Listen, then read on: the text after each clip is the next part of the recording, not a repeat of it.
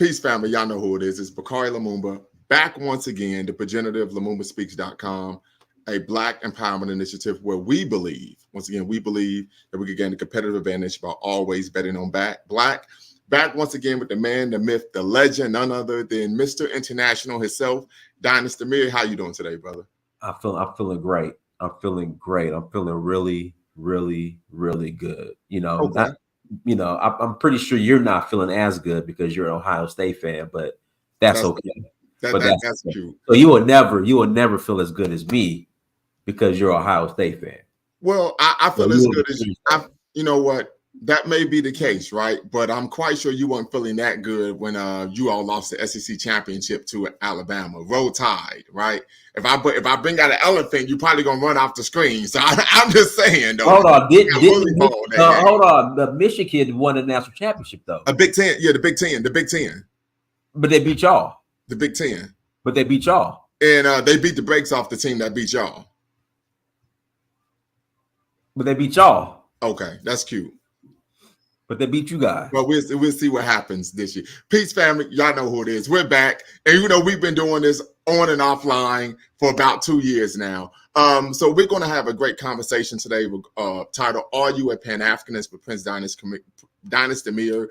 If you all did not watch our previous dual stream, we had a conversation regarding, can you be a Pan-Africanist and vote Republican? And some of the questions that you asked drew the umbrage of some of the viewers, and I would even say myself as well. But once you all to know, this is being done and love. Dynast and I, we talk offline on a regular basis. In fact, we even had a bet on the college football game. Which I won. Hold on. Which I won. Dynast won, and unfortunately, I paid him right away. Did I pay you right away? You did. You didn't have to. I was kind of shocked for somebody from Ohio. Here we go. I wasn't ducking or dodging you. Especially from Dayton. I was shocked. Have you ever been to Dayton? I have not. Okay, so you're being disingenuous. But listen, I've been to Akron and Cleveland. That's Akron and Cleveland is in Dayton. And in fact, if it wasn't for Dayton, there wouldn't be any airplanes because the Wright brothers are from Dayton. They invented the airplane. Okay. Right, so we're gonna hold that down, right? But I paid you right away. I mean, it was maybe 2 seconds after the game ended. But you threw a fit. You threw a little temper tantrum, though. I know I didn't. Yes, you did. You threw. What did I do? What did I do? You was all mad. You was all quiet. You said, "Man, fuck this shit." No, I didn't. But you paid me. When the game ended, I didn't say anything. I just logged off and cash apped you. I didn't say anything. That's not true. That is true. Westside Mike says we different in Dayton, especially when it comes to the weight room. Let me see here. This is true. This is very true. Westside Mike can tell you that. Like, listen, Westside Mike can tell you. I'm like a motivational speaker in the weight room. Okay, because what I'm able to do, and listen, we were supposed to have that battle where on the 225, which is baby weight for me, but for let's you, do it. Listen, let's do it. But we can't. I have to have surgery on my shoulder on February 19th. So I'm gonna be out of commission for a while. Hey, listen, a serious note. Is your rotator cuff that's So I went to the doctor this past Monday. I have a torn rotator cuff and a torn labrum. Because my rotator cuffs are shot too. Like this one right here is right. And so some of it is due to the wear and tear of boxing. But the other, I thought your max. I thought 225 was your max. It probably is. That's a good one. But actually, if you go on my IG page, Body by Lumumba, Suit on Batman, my max is. I have a video of me doing my max, which is 38, which at the time was 380 pounds. At the time, and that was 2 years ago. At UGA, I was hitting 4 plates max. I'm sorry. At UGA, I was hitting 4 plates. You got video? I don't. All right, so it didn't happen. But it's documented. But here's the thing. The other thing is, what are you doing now? Because it sounds like, matter of fact, as the young people say, it's given has been. That's what the young folks say, right? Hey, Jay Ledger says the Wright brothers stole airplane patent from a black FBA American. Is that true? Well, yeah, we're gonna need proof of that, right? You need to substantiate that claim. Right, because I'm familiar with the Wright brothers. Actually worked at the Dayton National Aviation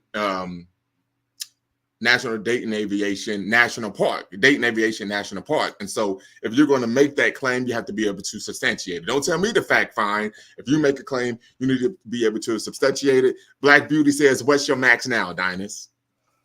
I don't know. 115. Oh, come on. So he said, I need proof of that. Squad is king. Squad is king. So yeah, since my shoulders, I'm gonna be out of commission. I have to actually be in a sling, they said, for 6 weeks. So I'm gonna probably be doing legs like 3 times a week until you need to, because you built like Mr. Johnny Incredible. Bravo. No, yeah, Johnny Bravo. Or is it Mr. Incredible? Which one is it? But actually, my squat, I can squat a lot. I just have skinny legs. That's the thing. Like that's the thing about it. I just have skinny legs. I don't. Yeah, so please work on your squats. That's like, cool. Like a toothpick. Two toothpicks coming out of some skinny jeans. That's cool. But we're gonna get started. So first and foremost, before we get started, I need to just lay down some ground rules, right? And we will bring people into the chat after we have this initial conversation with Dynast. But here at Lumumba Speaks, diversity of thought is welcome. So it doesn't matter if you're on the left or the right, or even right down the middle. You are welcome here. However, we do push that you make sure that if you make a claim, you can substantiate it. No racial epithets of any kind, no epithets of any kind are allowed on my channel for any reason. If you do engage in that type of language, you will be removed immediately from the broadcast. Once again, this is Lumumba Speaks is the Black Empowerment Initiative. We believe in the 3 N's of Black power, and those are self-respect, self-defense, and of course self-determination. We believe that we should first and foremost, above all things, respect ourselves as African people. So no epithets of any kind will be used when you are on my broadcast. Number 3, facts over feelings. We want to make sure that we are making claims that are factual, but more so, we want to make sure that if you do disagree with someone, you attack the argument and not the person, right? Facts over feelings, no ad hominems. And then number 4, no fundamentally false statements. You are entitled to your opinion, however. If you have an opinion that LeBron James is the GOAT, right? I think that's nonsensical, but you can have that opinion. You can argue that Georgia is the best team in the SEC. We all know it's Alabama. You can make that argument. But if you were to make a claim that Georgia won the SEC championship this year, that would be something that was fundamentally false. So we want to make sure that we are living in truth and not conjecture and innuendo and, of course, misinformation. Hey, you want to know a quick fact, Lumumba? Here we go. We have beaten Michigan more times in the last 3 years than Ohio State. Congratulations. Thank you. Congratulations. Matter of fact, pat yourself on the back. Thank you very much. Our mission here at Lumumba Speaks, and I knew you was going to say that. That's why I just did whatever. Our mission here at Lumumba Speaks is to neither exonerate or vilify, but to challenge conventional wisdom and re-examine what has previously been accepted as fact. So before we start, I want to come out and, of course, state that I made a mistake. I made a statement that was fundamentally false on our previous broadcast. What was that claim was that Bethia, Kwame Nkrumah's wife, was not the daughter of former Egyptian President Gamal Nasser, right? Okay. I misread some information. She likened him to a father figure. She felt that Nasser was an anti-colonial hero. And then, of course, as a result, she actually connected that with Nkrumah, but she was not his actual daughter, right? He was considered father of the nation, of course, right? But that wasn't his actual daughter. And she was the daughter of a civil servant. So that's something I need to clear up because I misspoke on that live. And of course, we don't allow fundamentally false information on my channel. So I have to also show up and state when I made a statement that was not fact. Now, Sarah was assassinated, right? Is that true? I would have to go back and look. Okay. Yes. Okay. Yes. But we do know that the American government took umbrage with his administration, particularly because of his Pan-Africanist ethos. Okay. Yes, so that is something to consider. So the question, the reason why I came up with this live is, are you a Pan-Africanist? There were some people in the comments, some people even DM me, stating that they felt that you were not a Pan-Africanist, right? Okay. There were some who made the argument, and this is something that I was not aware of when they brought it to my attention. So I'm going to give you the platform to speak to this, that you have in the past vacillated between being a Pan-Africanist and supporting ADOS FBA. Okay. What do you say to that? Let's define Pan-Africanism first of all. Okay. Give me the short definition. Well, you claimed that you were a Pan-Africanist. I'm quite sure you could do so yourself. I want the best for people of African descent all over this planet. Yes. Yeah. So Pan-Africanism is the advocacy for the social, political, and economic empowerment of African people globally, Okay. as well as independence from foreign domination, both political, social, and of course economic. And that's what I support. Yes. Yes. So I'm a Pan-African. Okay. Okay. So with that being said, some people argue, and I would agree with this claim that an individual made, that you were being coy about Pan-Africanism, right? When you asked, was there a handbook or a manual? No, so the question was, and the reason why I asked that is because if you gather 20 different people mm-hmm. who ask for their definition of Pan-Africanism, there's a chance that they'll give this are close to the same definition that you've given. Mm-hmm. But then if one black person says they're Republican, then one of the Pan-Africans say, no, you're not a Pan-African, right? Well, who made that claim? Because I'm just saying. Oh, you just using that as an example. I'm just saying. I've heard this before. Oh, okay. Right. If a Pan-African says that he's a capitalist, then of course they'll say that you're not a Pan-African.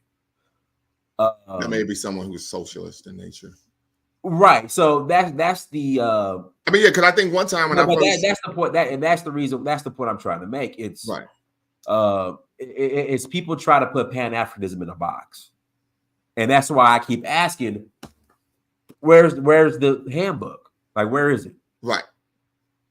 Because to me, your definition is the definition of Pan-Africanism. That's what I want. I fully support that. Right. And there are core tenets with that definition, with that ideology, right?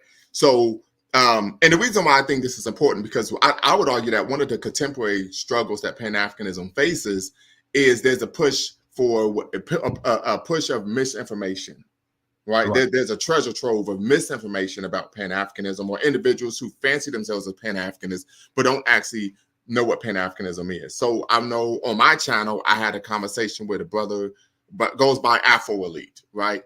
Nice brother from Chicago, but he had claimed to have previously been a Pan-Africanist before he turned towards FBA ADOS. I think he was FBA, but that's Tariq Nasheed's thing.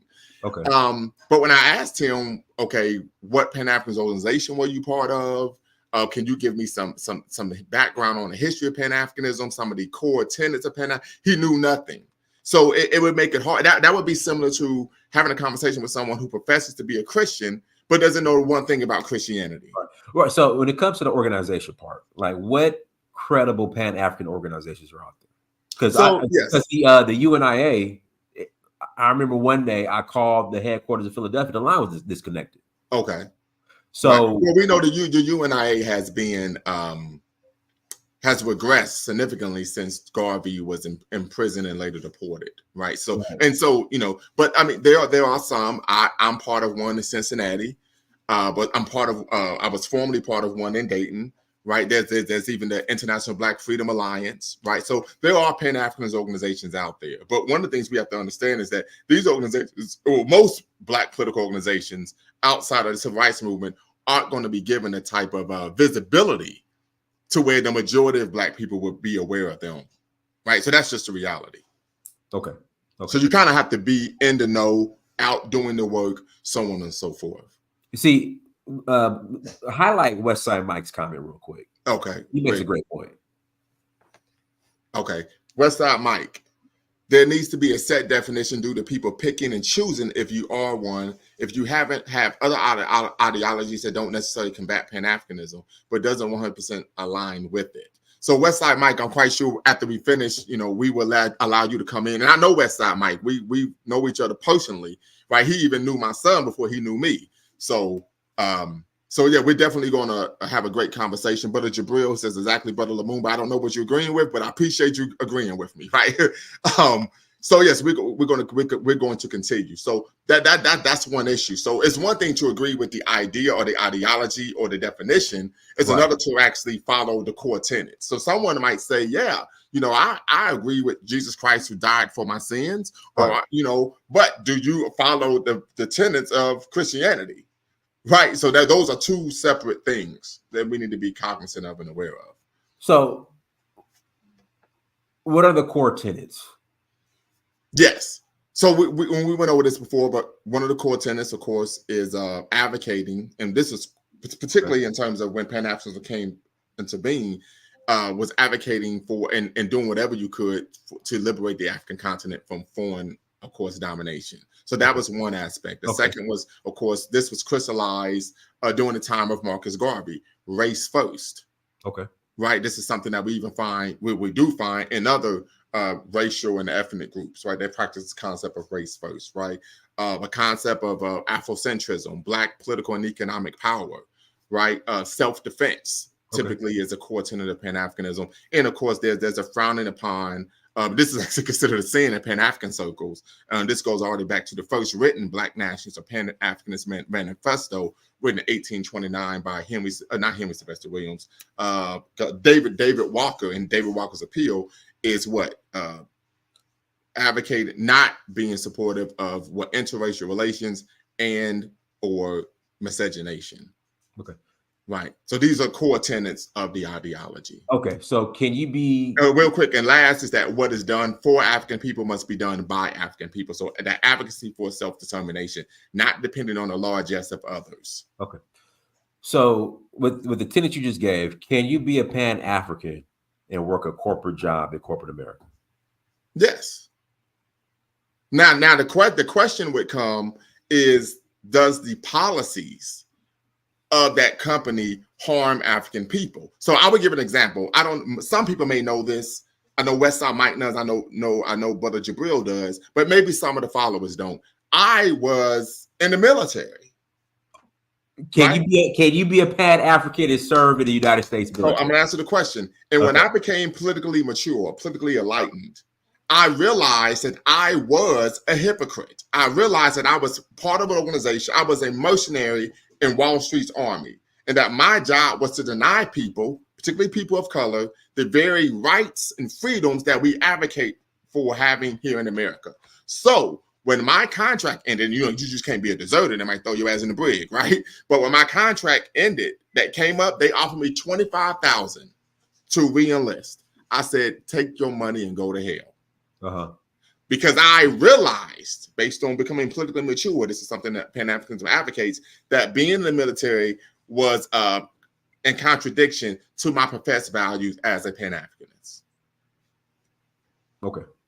But when I joined the military, of course, I think you would know, I was not, well, most people when they join the military, they are not politically mature, right? Or I would argue if you are politically mature, you may not join the military unless you're a white nationalist. Okay, so say you join the military. Say you are honorarily discharged, right? And you're still collecting a check from the military, but you claim to be a Pan-Africanist now. Is that permissible? Well, I wouldn't have an issue with that, and I'm gonna tell you why. On most jobs, when you retire, right, or you get hurt on the job, you receive some type of financial settlement. Okay, that's the reality. So you're being paid for your labor, right? A good friend of mine, he's a Pan-Africanist. He was able to get, I think, 70% service disconnected disability. So he receives about $2,500 every month. Okay, right. So I don't have an issue with someone being paid for their labor. Now you would hope that a person isn't being paid for engaging in behaviors that destabilize Black communities wherever we are in the world, African communities where we are in the world. But the money that is paying for the labor is coming from destabilizing communities, sometimes Black, all over the world. So yes, and that's and that's why I got out the service. Okay. That's why I got out. That's why I did not re-enlist when my contract was up. Okay. Right. What so as far as the ADOS part, right? Yes, sir. I agree that there is a debt owed to what would be called American descendants of slavery or foundational Black America. I don't know what they consider. I don't know what we can just say African Americans. We say African Americans. That's it. That's all. Okay, and why do you believe that there's a debt that is owed? Because of the like you said, the labor that was put into the foundation of this country. So I agree with that. Oh, wait. Oh, so you're saying that there's a debt owed to Black people in America by America? Correct. Oh, yeah. Okay. Yeah. We're talking about reparations. Yeah. Yeah. Right. I agree with that. Now, is it a priority of mine? No. Right. If I get it, I get it. If I don't, I don't. Right. Now, all the other anti-African, anti-Black rhetoric, I don't agree with. And when you buy rhetoric, what are you referring to? The like I don't have to remind Black immigrants that we built this country. If it wasn't for us, y'all wouldn't be able to get here, be able to immigrate here, or the term tether and right. Let's see here, you're eating off our plate, stuff like that. I don't agree with that. Well, I've had my moments, but because somebody sent me a video where they were stating that you made some comments that were close, right, insinuating those very things. Well, I would say that this is where I stand when it comes to the immigration issue, specifically with Black immigrants. Come to America, develop the skills, and this comes from Booker T. Washington. And I read this book, from slavery. No, Making of a Pan-African by Tyree Wright. Great book on Booker T. Washington.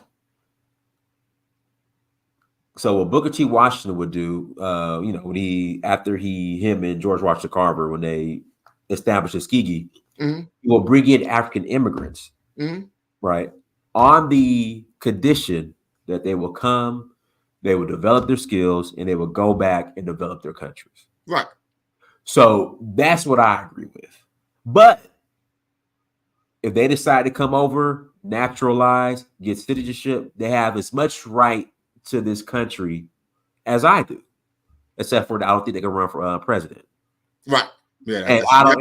On here. Yeah. Right. And so then I'm not going to remind them, every 10 minutes that, hey, we built this country, it was for us. I can't come here. You will be able to come here.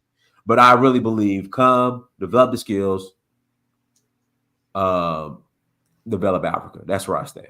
Okay. So, and another thing that this once again was brought to my attention was that you made the claim that Pan-Africanism was something that was, I dare say, created by African Americans, and then of course it's something that hasn't been reciprocated. I would say Pan-Africanism is a concept that came out of the West because of our experience with coming up under white supremacy. So we had no choice but to unite as Black. Versus in Africa, it's more tribal. Let's just be honest. Well, but I will say we do find Pan-Africanist movements on the continent. We can look at the West African Pilot newspaper, anti-colonial newspaper that of course was the collaboration between Nnamdi Azikiwe and Kwame Nkrumah. Right, and let me. So we find Pan-Africanist movements even on the continent. But they came to it. But both of those, Kwame Nkrumah and Nnamdi Azikiwe were both educated here in America. Yes, they were. Yes, so where did that? So I'm pretty sure when they came over, that's where they developed those Pan-African concepts. I mean, correct me if I'm wrong. Yes. So again, it's an idea or a concept that's birthed in the West. And did you know who coined the term? If not Martin Delaney, no. It was hold on. The brother that went to Sierra Leone. What's his name? Went to Sierra Leone. Come on. Hold on. Blyden? Blight. It was Thomas Blight. He didn't coin the term, but he is considered one of the fathers. He's considered one of the fathers of Pan-Africanism, but he did not coin the term. But it was a West Indian, Henry Sylvester Williams from Trinidad and Tobago. Okay, but still from the West. Yes, and you can make the argument that Trinidad and Tobago has created more notable Pan-Africanists per capita than any other country in the Western Hemisphere. We could agree or disagree now per capita, but as far as the roots are the foundation of Pan-Africanism, I'm going to have to say America, because Garvey came here. No. Garvey came here. Hold on. Garvey came here. Nnamdi Azikiwe, Tommy Sakara, they all came here. Not Tommy Sakara, but Kwame Nkrumah. They all came here. He visited the United States. Well, he visited, but right. But I would definitely have to say the foundation of it is definitely America. No, and I'm gonna tell you why. Why? The term was coined by Henry Sylvester Williams in the 1890s. However, most scholars, and I have a assortment of literature on Pan-Africanism over here. My master's thesis was even on Pan-Africanism, attribute the rise of this concept to Pan-Africanism due to the success of the Haitian Revolution. I will. You know what? I won't disagree with you on that. Right, and like I said, I've read the existing literature. Yeah, but did Dessalines consider himself a Pan-African? Well, the behaviors they engaged in were Pan-Africans because the focus and goal was to then, since we liberate ourselves, be able to then develop the type of military capacity to liberate other Black people in the Western world. Yeah, but they consider themselves Pan-African. Well, the term hadn't been coined yet. So this is and actually there's a book I have. Golly, hold on one second. It's a book on classical. Yeah, it's right behind me. My bad. So classical Black nationalism, right? Classical Black nationalism from the American Revolution and Marcus Garvey. But in this book, in the introduction, they talk about the Whoa! You said the American Revolution. Yes. Hold on. Okay. So I'm about to make my point. In the introduction, they talk about the proto-Pan-Africanist era. Right, so they talk about before the term was coined, they cover a number of Pan-Africanist movements that took place in the Western Hemisphere prior to the term being coined, and they go all the way back to the Maroon societies in Brazil. Right, so that's what I said. When you talk about the existing literature, I've read the existing literature, and there's a long history of Pan-Africanism prior to the United States, of African people banding together. But most scholars, not all, but most scholars point to the Haitian Revolution as the crystallizing moment of where the concept of Pan-Africanism became a Western phenomenon amongst African people fighting against the slaveocracy in the death and decadence of the Western diaspora. I said, well, then I would have to somewhat disagree because you mentioned the American Revolution. Yeah, this is the title of the book. Right. Okay. So in that book, did they mention any Pan-African movements before the actual American Revolution? Yes, that's what I just said. I said the whole introduction does that. Going all the way back to the 15th century, I believe, yes, in the Maroon societies that developed in Brazil. Okay. But not coining the term, but just the ideology. Yes, the ideology, yes. But I would still have to say the foundation of it is basically American. No, it's not. And hold on real quick. I have a whole section of literature. I'm telling you, that's not the case. All of these books here on the history of Pan-Africanism, that is not that is something, I ain't trying to be, didactic in nature, but that is just something that is fundamentally false. If you read the existing literature on the history of Pan-Africanism, there's no way you could come to that conclusion at all whatsoever. I'm going to tell you why. So at the end of the American Revolution, all right, you had the free Blacks that went to Nova Scotia that fought on the side of the British. Yeah, right. From there, they went to Sierra Leone. Mm-hmm. And that's why I mentioned Blythe. Yes. So, and Blyden was from the West Indies. And he's considered one of the two fathers of Pan-Africanism. I consider Blyden and Henry Sylvester Williams. They're both West Indians. And you ask any scholar on Pan-Africanism, they will tell you this. The two fathers, 1, 2, 1, 2, 1, 2, okay, of Pan-Africanism are considered the West Indian Henry Sylvester Williams, who was a Trinidadian barrister. He was a lawyer, and William Edward Blyden. Right. So that debunks your whole narrative right there that Pan-Africanism is American. No. Well, what I was saying, what I was getting to, I would say then the root of it would be Sierra Leone. I would say the root of it more Sierra Leone than the foundation America. No, the roots of Pan-Africanism developed here in the Western world. That's a reality. Okay. No way around it. Somebody said y'all passed up David Walker like it was nothing. Well, yeah, David Walker's appeal. Yes, I stated this at the beginning of this live earlier, and then of course on the previous live that we had, that David Walker wrote the first written Pan-Africanist or Black Nationalist manifesto, known as David Walker's Appeal. In fact, every semester I require my students to, part of the assignment on the syllabus, they have to read his appeal. They have to read it in its entirety. In fact, I have it right up here behind me, actually. Yep, here we go.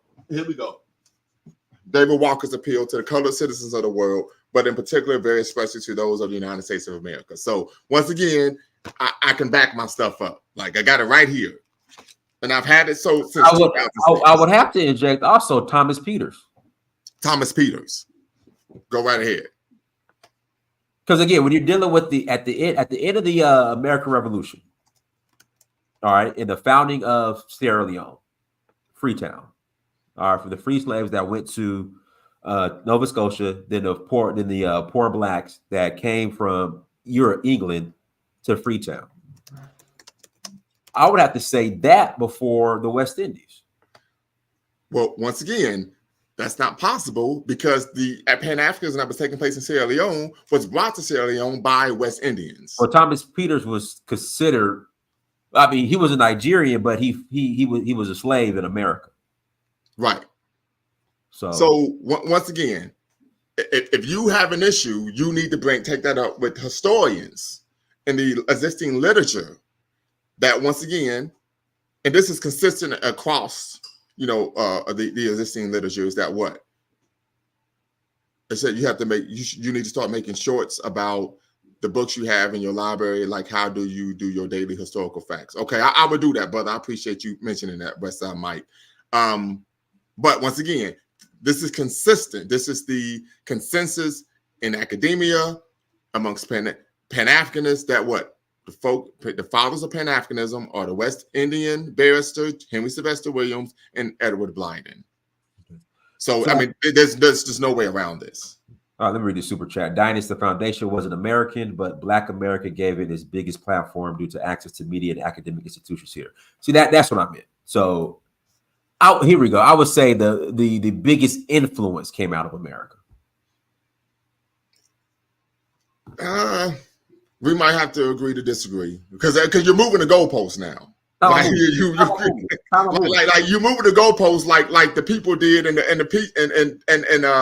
the Peach Bowl against Ohio State when we lost. Y'all missed that field goal. Y'all missed that field goal. That was they moved the goalpost on us, right? So that was you says the idea of Liberia was focused around Pan-Africanism. See, I would push back there about Liberia because Liberia was a colony and everything but fact, right? The Liberian flag was based on the American flag. The capital of Liberia was named Monrovia after the U.S. President James Monroe. In fact, the basis of Liberia was based on the American Colonization Society. So Liberia was the creation of the American government want to what? Have freed African Americans leave America because having Black people in America who were free undermined the institution of slavery when you're being told your whole life that you're a slave because of your race. So I would push back against the concept and idea that Liberia was based on Pan-Africanism. Westside Mike says Ohio State fans got more excuses to call he has books. Facts. You know what? We ain't gonna be cool no more, brother. We ain't gonna be cool anymore. Right. Nah, he's right. He's definitely right. Oh man. Okay. All right. You know what? We ain't gonna have any excuses in 2024 when we go 16-0 and raise that championship trophy. Let's get it. Get it. Okay. So you also mentioned on a past live that you did, this is probably years ago, that not Henry Sylvester Williams, but Booker T. Washington. Yes. So was responsible for making people aware of the atrocities of the genocide that was taking place in the Congo. The Congo, or was it the Congo? But it was actually George Washington Williams. Nah, you gotta play that. You gotta play that clip. I don't remember saying that I know Booker T. Washington was very heavily involved in Togo. Okay, give me 1 second. See if I can bring this up. Let's go here and let's see if I can find it. All right. And I'll try to find it, but I'm not saying I didn't say that, but that was probably years ago. Okay, yeah, it was years ago. But then you also stated that if it wasn't for Roots, nobody would know about the Gambia. No. But at the same time, no. Booker T. Washington, he was very influential in speaking out against what was going on in the Congo. He was. But it was George Washington Williams. But Booker T. Washington was the progenitor of that. But Booker T. Washington was as well. Well, once again, George Washington, Booker T. Washington passed in 1915. Okay. right? And the world didn't become aware of these things until later when George Washington Williams started doing his report. I disagree with that. Booker T. Washington was very, very, unless you could prove me wrong that he wasn't. Okay. Hold on. You like to pull up books. Hold on. Let me grab a book. Hold on 1 second. Okay. We're going to pause for the calls, family. I'm going to pause for the calls.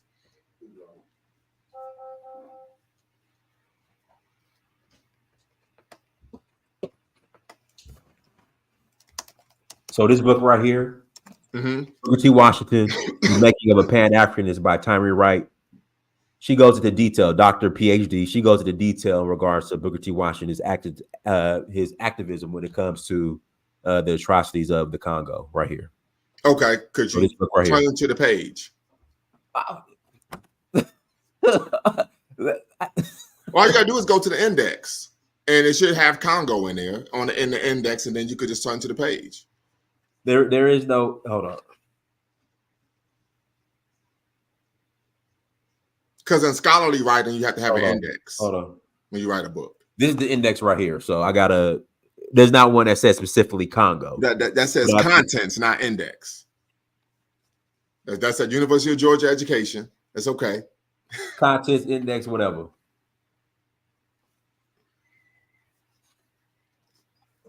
And index is at the end of a book. We know this. Yes. Like this. Right. It says index at the end. So hold on 1 second. You mean the references? Index. No, index. It said references. No, I'm talking about index. That means that you could go, like, if it says Congo, you would be able to go to the actual page where it mentions him advocating and making the world aware. Well, okay, so number one, so Tyree Wright is PhD. She's a doctor. I understand that. PhD, and it says references at the back. Right, and the references is where you get your information, but the index is actually shows you, provides detailed accounts of where, on what page particular issue is mentioned. So, for example, it's not at the back of this book. Oh, so she doesn't have an index. Okay, cool. No. All right, no problem. All right, we can move right on. We can move right ahead. No problem there. But in this book, she breaks it down. Go support her book. Okay. Okay. No problem. So one of the things you mentioned was that, of course, Roots put the Gambia on the map. I agree. I stand by that. And I would think that's rather problematic because anyone who has knowledge of geography would know what the Gambia is. Made Gambia popular. That right. I don't know if it was made popular. It was made popular. Anyone who is geographically astute would know where the Gambia is. Well, what I'm saying is, the average person isn't geographically astute. I still have people asking me when I say I'm going to Senegal. They want to know if that's East or West Africa or where in Africa that is. So that means those are the people. That's the circle you want to read. Okay. The average person, Black person in America, has no clue about the geography of the planet or Africa specifically. That's just the reality of it. And that's the reality of it. That's sad. That's sad. That's just fact. That putting on the map did not lead to any tangible benefit. I'll say that again. The putting on the map didn't lead to any tangible. Making it popular, yes. Making it popular. Well, it didn't lead to any tangible benefit. Benefit. Okay, for who? For people in the Gambia. I mean, it put the family on the map. Kunta Kinte's family, who's still there today. It brought resources to the country, such as development of the actual Kunta Kinte Island and the surrounding areas. It brought tourism to Gambia. So there wasn't tourism before? Not on the level. Here we go. I'll give you a prime example. Dirty December in Ghana. So the amount of money during December that was injected into Ghana because of Dirty December, whatever you call it, I want to say was at its highest 2 years ago before any other time. So in Ghana? Yeah. I didn't say Ghana. We're talking about the Gambia. Right, but I'm saying it brought tourism. That's that moving the goalpost. No, I'm not moving the goalpost. That's the Peach Bowl all over again. That's the Peach Bowl. Peach Bowl. They moved the goalpost on us in the Peach Bowl. It brought tourism, injected tourism revenue into the Gambia, which created opportunities. Okay, but you just used Ghana as your example. I was using it as an example for you to get an idea of what I meant. Right. But we want to be specific. But that's quite all right. You also mentioned, of course, Pan-Africanism doesn't provide tangibles. And you made some claims that Booker T. Washington, Martin Delany did not receive support from Africans. They particularly Martin Delany was not welcomed by people in Africa when he traveled to, I believe, Nigeria.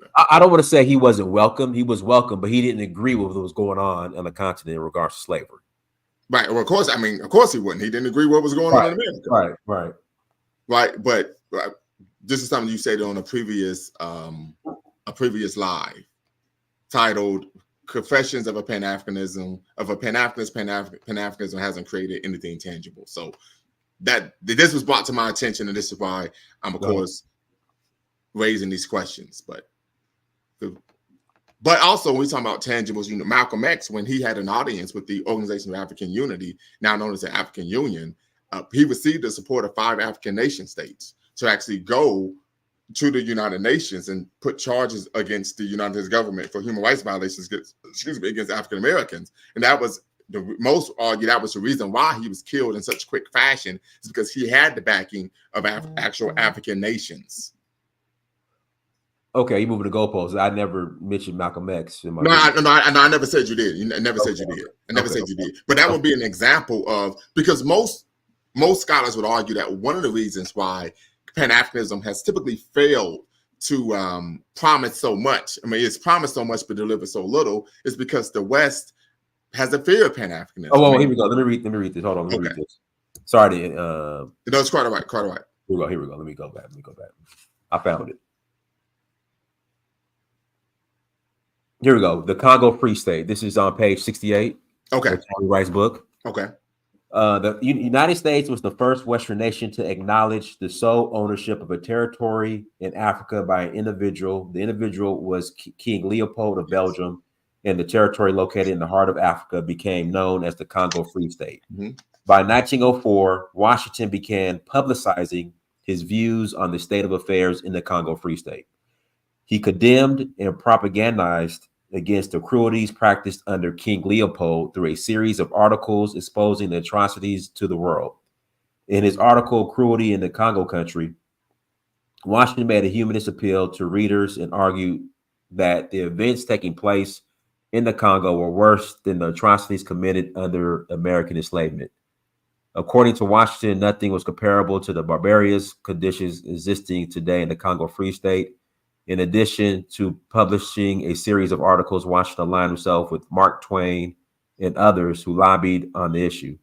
Later, he became vice president of the Congo Reform Association in the U.S., which worked to address the conditions and political issues in the Congo. You want me to continue?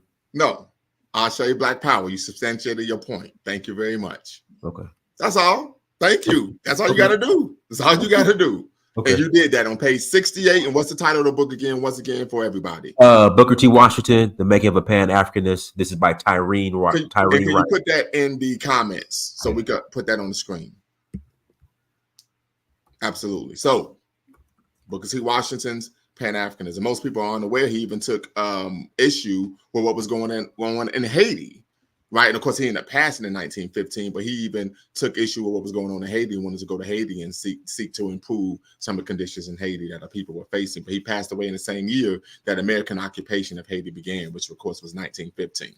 So absolutely 100%. But yeah, so as I mentioned with Malcolm X, he received the support of those 5 African nation states. I can name 4 off the top of my head: Ghana, Ethiopia, Kenya, and Tanzania. But as we know, he was assassinated. Most scholars would argue that the reason why there's been such a struggle, the Pan-African struggle has failed to actually fulfill its promises, is because there's such a vociferous attack by the West against Pan-Africanism, because there's a belief that this is a major threat to the global North's hegemony of what African people, what some people call the global South. So just something to be cognizant of. Definitely. But Malcolm X did receive the support of 5 African nation states to support him in going to the United Nations and filing charges against the United States for crimes against humanity. Okay. We can even look at whatever came from that. I know he said he got assassinated. Yeah, he was assassinated. But did the countries follow through, or what happened? Well, so what ended up taking place was his organization, the Organization of African American Unity, which was modeled and based on the Organization of African Unity, was supposed to lead the charge, but they end up disintegrating because Malcolm passed away. Yeah. Okay. So then there ended up being a splintering between not only his half sister, but also Black people who were activists, who were academics, and then of course brothers and sisters who were in the community. And Carl Evans talks about this in his book, The Rise and Fall of Elijah Muhammad, what ended up happening and why the Organization of African American Unity ended up dissolving. Right. And so as a result, that it never moved forward. Somebody in the chat's asking, what African states or countries? Yes, Ghana, Tanzania, Ethiopia, and Kenya. Those are the 4 I can recall off the top of my head. Okay. And I wrote when I was in undergrad, I did a research project on African American repatriation to Africa. And those are some of the same nation states that were actually allowed Black people to repatriate. Ghana, of course, it was under the Nkrumah administration. Hold on one second. Uh-huh.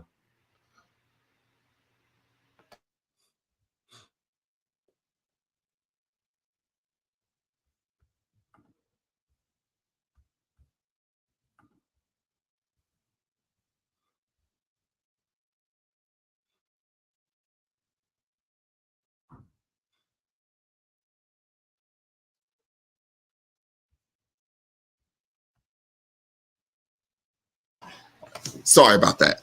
So, yeah, so these are countries that did allow African Americans to repatriate, most notably in Tanzania. There was a large segment of African Americans that went to Tanzania, most led by Pete O'Neill, who was a Black Panther in Kansas City. You're familiar with Pete O'Neill, Panther in Africa. I saw that movie, documentary. Yes. In Ethiopia, Haile Selassie set aside land. For the Rastas. Yeah, for the Rastas. In Ghana, there's still a large African American community there. Then, of course, Kenya as well. Even Thomas Sankara in the 80s, allowed his administration. Matter of fact, when he came to America, he was denied a state visit by the then president Ronald Wilson Reagan because of his Pan-Africanist ideology and ethos. And so when he the next day he was scheduled to speak at the United Nations. The night before, he went to Harriet Tubman Elementary School in Harlem, and I actually posted this speech on my channel. So you could go on my channel, Lumumba Speaks. Make sure you hit the thumbs up, subscribe, and share. He stated at that speech, he said, our fight is the same. Our fight against neocolonialism is the same as the fight that you all are facing here in America. And he stated, for any African Americans that want to repatriate, you could come to Burkina Faso. He also stated that for the African revolutionary, his White House is in Black Harlem. And then his issue, he just wasn't talking Black to Black people. He went the next day to the United Nations and gave the same exact speech. And then we know what happened to Thomas Sankara, right? So we see that there's a push by the West to if individuals are actually Pan-African, actually engaging in tangible initiatives to benefit not only Black people on the continent, but African people in the West. We got to get them out of Dodge. So I like to do this on your show. The statement that I made that Pan-Africanism has been one-sided, I like to retract that statement and formally apologize. So you stated that you like to retract that statement. Yeah, exactly, and formally apologize that it's one-sided. So I'm going to put that out there. Okay, and you know what? I accept that because, like I stated, when I came on the show, I put out that I made a statement that was false. Right. So that was a false statement. Yeah. So this is what we really want to do, brothers and sisters. We want to learn and grow together. Right. This is not to be antagonistic, as I stated. Dynast. I lost the bet and I paid him the money within 5 seconds. I didn't get ghost on him. He didn't have to hit me up. Hey, what's going on, Lumumba? He didn't have to call me out on YouTube. I didn't keep my word. And 5 seconds after Ohio State lost the game because they moved the goalpost in the Peach Bowl, right? I paid them the money. I didn't complain that somebody moved the goalpost. I said, well, hey, it happens, right? We was kicking their derriere for 3/4 of the game, but hey, It happens. So last but not least, you made the claim that Garvey was run out of Jamaica because there wasn't a support for Pan-Africanism in Jamaica, and that he had to come to America and get it cracking with FBA, as you stated in the video. Could you speak to that? Right. I mean, so that's what happened. It was so it wasn't widely accepted in Jamaica. That's why he had to come to America. And that's why I say America, for the most part, was the center of Pan-Africanism. So one, that's patently false. Pan-Africanism was cracking in Jamaica. Garvey was a student of Joseph Robert Love, who was engaging in Pan-Africanist organizing in Jamaica. Second, Garvey went to Jamaica because he wanted to meet with Booker T. Washington, because he wanted to establish an industrial school in Jamaica. The reason why he stayed in New York City, and this is even in the writings of his wife, in A Negro with a Hat by Colin Grant, and some of the writings of course, Tony Martin, who was the preeminent Garvey scholar worldwide, was he stayed there because they were having issues with the UNA chapter in New York City, and they asked him to stay and become president. He states this himself, that that's the reason why he stayed. And if you know something, unfortunately, at that time, there were ethnic tensions between West Indians and African Americans. And so when he initially started organizing the UNIA, he was initially organizing the UNIA amongst working class West Indians. It was later that he was able to connect with African Americans, so on and so forth. Hubert Harrison would be a good example. Because Garvey, for example, with the red, black, and green flag, Garvey wanted to have the flag, I think, black, tan, and beige. And Hubert Harrison was the one that said, no, we need to have a red, black, and green, if I'm remembering the story correctly. So you're saying there were no tensions with Garvey and anybody that were probably against Pan-Africanism in Jamaica? No, what I'm saying is that he initially, in your video, you said that he had to go to America and get it popping with FBA in New York City. This is what you stated, direct quote. Okay. Right? This was direct quote 4 years ago. And what I'm saying is that is ahistorical. He first began organizing amongst working class West Indians. Okay. Right. And the reason why he stayed was because they were having issues with the UNA chapter in New York City, and they asked him to stay and become president of the chapter. He stated this himself in his own writings, that he had planned to go back to Jamaica all along until they asked him to stay and become president of the chapter in New York City. So unless you're going to say Garvey was lying himself, unless you're going to say that Tony Martin and Colin Grant and all of these Garvey scholars don't know what they're talking about. I can't say that. Yeah, because I've read the literature. So what I'm saying is that's one of the issues with Pan-Africanism, why people are making claims that are ahistorical. It hurts the movement. It hurts our credibility. Okay, I was wrong. Yeah, it's just the reality of the situation, right? And we know that it was a contingent of African Americans that. Here we go. Hold on. What books and pages? What page number? What book? Absolutely. Absolutely. Well, give me 1 second. What book your page? Thank you, Westside Mike. What book your page number? Give me 1 second.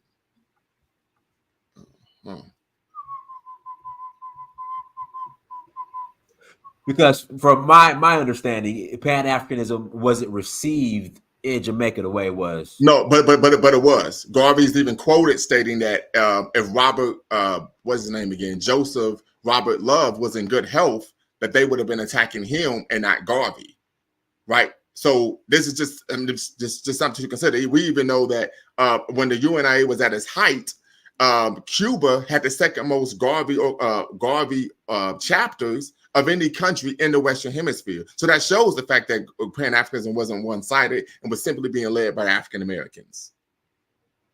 Right? And who is it? Dr. Amos Wilson talks about this in his book, Falsification of African Consciousness. And I have that right here, and I could probably pull up the page number and picture and everything. Yeah, sure can. Right here. This is on page golly. This is in the beginning, but before even page numbers start, he says a short list of Pan-African predecessors and descendants of the UNIA, while he goes all the way down. Garvey here in the middle talks about the Negro World Writers. I mean, so he really centers Marcus Garvey, and most scholars center Marcus Garvey as the central force in the bridge between classical Black nationalism or Pan-Africanism and modern Black nationalism and Pan-Africanism. But as you can see here on the map, you probably can't see all the dots. But yeah, Cuba had 52, on the small island of Cuba, they had 52 Garvey chapters. So somebody said Joseph Robert Love wasn't Jamaican. No, I never said he was Jamaican. He was from the Bahamas, but he was organizing in Jamaica. He was doing Pan-African organizing in Jamaica. He helped a number of individuals get elected. I mean, he was doing the work, and Garvey was a mentee of him. Right. And so one of the things that we tend to find also when we talk about Pan-Africanism is a number of Pan-Africanist movements where individuals may be of different nationalities, but they're doing the work in a particular nation state. So the Haitian Revolution, Dewey Bookman was from Jamaica, right? We talk about the Trinidadian labor leader, Tuba Ura Butler, was born in Grenada. Walter Rodney was a Guyanese scholar, but he was putting in work in Jamaica, right? We could talk about the political party was eventually there. Chad, the nation state Chad to independence from France, was founded by a Butler who was from Panama. So when we talk about Pan-Africanism, we don't care about the nationality. And these are just some examples I can provide. And so if someone wants to focus on a particular ethnic group, that would even be nationalism. That would be what? That would be really what some would call tribalism. Because nationalism, at least you're saying you care about the Black people in your country. But when we talk about situations like FBA and ADOS, they focus not even on the Black people in their country. They focus just on their own ethnicity. Right? So these are just things to consider. Right? When people make the argument that, no, this is something that is American-centered, led by African-Americans, that's not the case at all. Right? Pan-African, because if African-Americans were leading Pan-Africanism, then they would have to be engaging in Pan-Africanism with Black people from other countries. So that would undermine that whole argument right there. Because you can't lead Pan-Africanism, which is international in nature, with someone, with someone who's not who is African American. You have to be engaging in that behavior with someone who's not African American. It would have to be reciprocated, meaning they are agreeing with your ideology and the work that you're doing. So this is why it's important that we're coming with facts, not innuendo, not conjecture, right? We're not prisoners of the moment, but factual information, right? This is why this is important. Yes, and like I said, my master's thesis is titled what? But let me bring this up here, because I believe to be a great Pan-Africanist, you need to also be a great critiquer. You have to critique it as well to be. So let me share a screen here, and Lord have mercy, where we at? Give me 1 second, family. I gotta find this.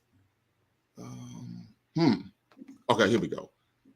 On my website, Lumumba Speaks, right? LumumbaSpeaks.com. As you can see here, my thesis here is Pan-Africanism. Is Pan-Africanism dead? So I provide a critique of Pan-Africanism, and I go on to state that since the 1960s, Pan-Africanism has steadily lost its currency amongst leaders and citizens in the African continent and throughout the African diaspora. During the past 50 years, Pan-Africanism has suffered a series of seemingly insurmountable setbacks, including the assassinations of prominent activists and statesmen such as Patrice Lumumba, Steve Biko, and Malcolm X, and Thomas Sankara, to name a few. Furthermore, Pan-Africanism's flagship organization, the African Union, has had its fair share of challenges and criticisms, leading its detractors to call it a toothless bulldog. Additionally, the growing disillusionment amongst Africans in the continent and throughout the diaspora towards an ideology that has promised so much but delivered so little has caused Pan-Africanism to be seen as an antiquated model of resistance to global white hegemony. This stance has caused many to question the efficacy of the philosophies and opinions of Marcus Garvey in the age of globalization, in which the forms of oppression African people face have evolved through sophisticated social structures that produce contradictory forms of consciousness. Moreover, the pessimistic undercurrent towards Pan-Africanism that permeates the African world leads one to ask the question, is Pan-Africanism dead? So once again, family, if you go to LumumbaSpeaks.com, and go to the publications tab, you can read my thesis for free. Okay? You can read my thesis for free, where I make an argument regarding why Pan-Africanism, questioning is Pan-Africanism dead? But when we pose that question, we provide critiques, we need to make sure they're rooted in facts rather than innuendo feelings, conjecture, and of course being prisoners of the moment. Here we go. Professor Davis Professor Davis, you're watching, but you need to call in. So Professor Davis just said this to me. What one overlooks is the role of the Black church in the formation of Pan-Africanism. Garvey traveled to 38 states to raise funds for the emerging UNIA. There would hardly be a UNIA without the African American church. Well, Garvey created their own church in the UNIA, right? I can't recall the name of it off rip, but he created their own church. And so, of course, there were a number of African. Of course, if he's in America and the majority of Black people in America are African Americans, he's going to be working with them, right? That's just the reality. For example, what's the sister that became the first self-made millionaire? Madam C.J. Walker. No, there was another sister before that. Okay, well, Madam C.J. Walker's the one. She's dope. Yeah, right. Right, she donated a lot of money to Garvey to help start the Negro World newspaper, right? However, when she wanted to advertise her products in the newspaper, right, the story goes that Garvey said, we can't do that. She said, why? He said, because your products make us look more European and less African. This is the story, right? So if you're in America, right, and the majority of people in America are African Americans, in order for your organization to be successful, you're going to have the support of African Americans. That's just a reality. Right. For example, when he had his first speaking engagement, because he was doing organizing, but his first speaking engagement, and we know it went terribly, right? He fell off the rostrum, fell down on the floor, so on and so forth. But he was given that speaking engagement, that invite at the behest of what? A. Philip Randolph. And Randolph later became one of his most vociferous critics, right? So it was one of the leaders of the Garvey Must Go movement. So can we make the argument that Black America was the foundation of Pan-Africanism indirectly because of the funding of it? No, we could say you could make the argument that the African American community played a major role in helping support the UNIA, not Pan-Africanism as a whole. Because, and unfortunately, after Garvey was deported, when Garvey, so we know Garvey went to prison for mail fraud, right? He was in the prison in Atlanta where you are. You probably gone past the prison. I'm not going to ask if you've been there before, right? I'm joking, right? I know you don't get in trouble with the law. But when Garvey was, his sentence was commuted and he was deported, of course, he ended up, leaving via a ship in New Orleans. When he arrived in Jamaica, he arrived home to a hero's welcome. Right. So these are just things to consider, but you could make the argument that, the UNIA was successful in America, but we know the UNIA was a global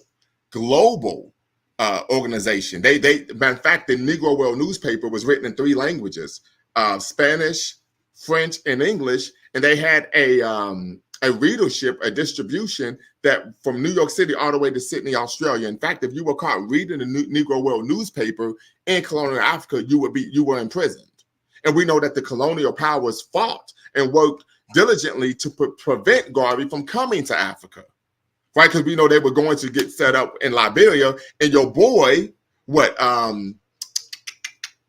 Du Bois, right, actually worked with the United States government to prevent Garvey from being able to go to Liberia. And the land that Garvey was going to receive from the Liberian government, because the Liberian government said, yes, we like what you're talking about. When the Liberian government faced pressure from the United States because they were a colony and everything but name, that land ended up going to a tire and rubber company, Firestone. Firestone. So, yes, but now what I will argue was one of the reasons why the Negro World newspaper was able to be distributed in Africa was because of African American sailors. And another reason why he got blocked from Liberia is because he was going to enthrone and crown himself as king of Africa or something. So they were like, he called himself provisional president of Africa, but that was a perfunctory title. It wasn't something that was legitimate. Let's take some callers. Is that cool? Okay? Yeah. So we're gonna open things up. I'm gonna put the link in the chat. This was a great conversation for about an hour, and we're going to get things popping the great good old OHIO Ohio State way.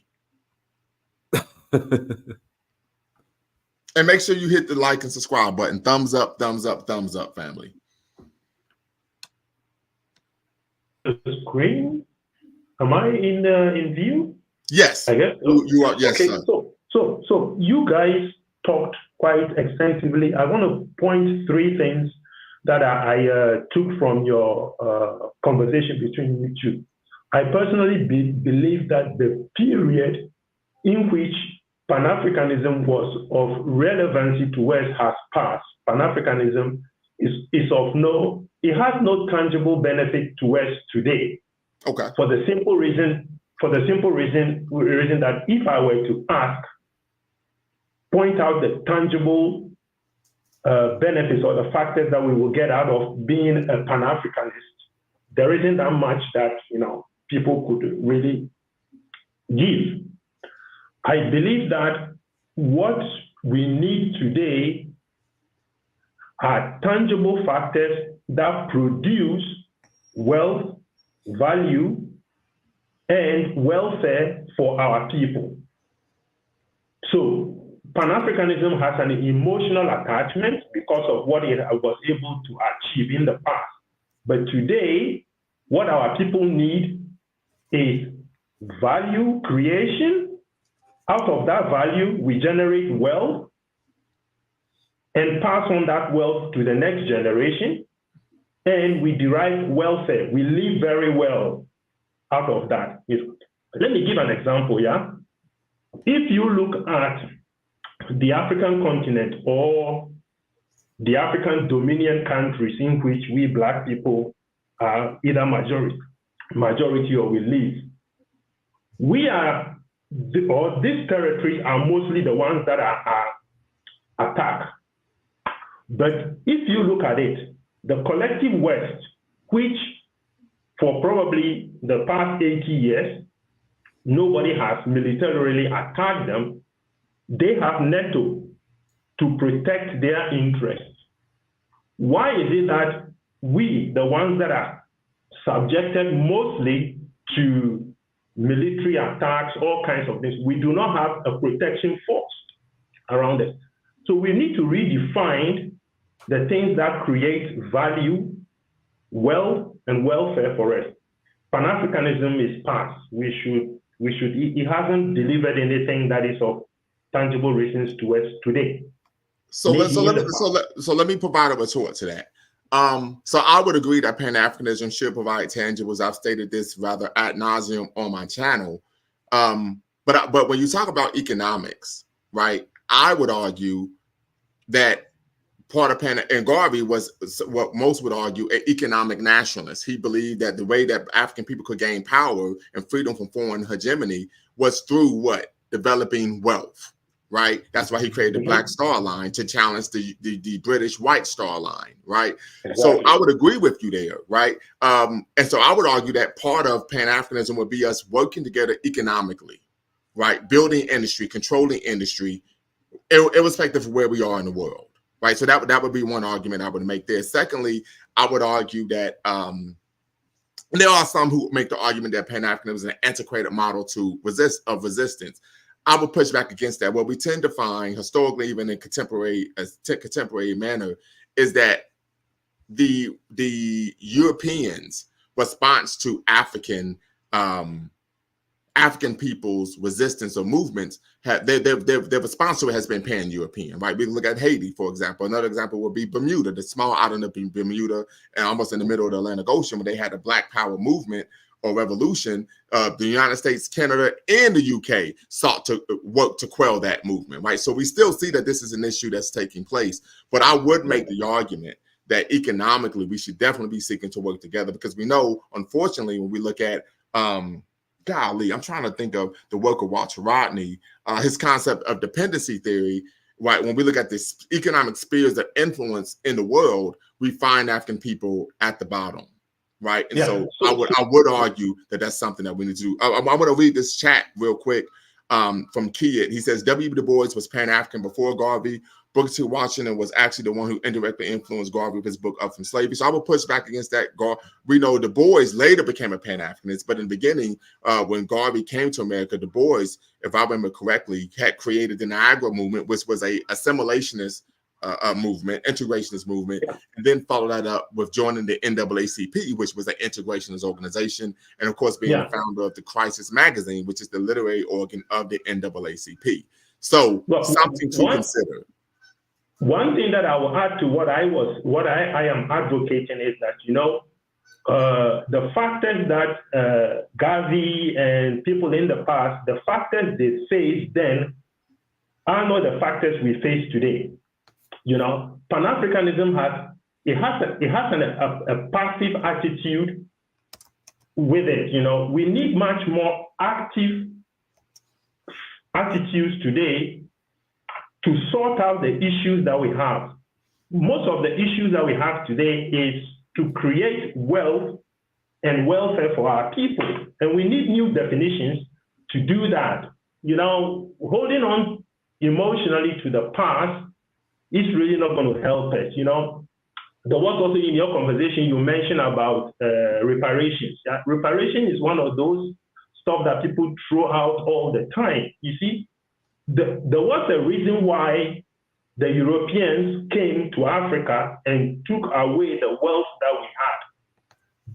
They wanted it, they took it away. Nobody is going to give you that wealth back. Other than that, they wouldn't have taken it. You know, the way power is structured around the world today, if you want to get something out of the way things are, you impose it. You never hear African governments or the ones that represent it talking about imposing. You know, it's very simple. Let's impose tariff on all the stuff that we export. And automatically, whatever it is we are demanding, it gets paid back. You know, talking about going to beg others to give you money for something that has happened in the past. Nobody's going to do that. So we need to redefine what we want, and we need to be active in a way that we get it. But our passive attitude is not helping. So what do you mean by passive attitude? For example, this whole reparation discussion is always a discussion about we have to go and ask. They have to give it to us. Very quick. Are you talking about African Americans advocating for reparations? From both sides. Probably in the American context, it's going to be a little bit difficult imposing that. But from an African point of view, because we export a lot of products and services to the rest of the world, we can impose that cost on what we sell. And we can also do that on behalf of Africans that are in the US or in the North America. It can be done. And then, you know, their part is rewarded to them. We should stop being passive and start to be active, because the world is active. Europeans, North Americans, they don't go begging for something to be done for them. They just impose it. You guys are from the US. I'm glad you made that point. You talk about imposing. I would agree with that. And brother Philip, you know you could tap in anytime. Matter of fact, I want you to tap in and be part of the conversation. But part of that is they're able to impose due to what? Power. Right? Not just political and economic, but also militarily.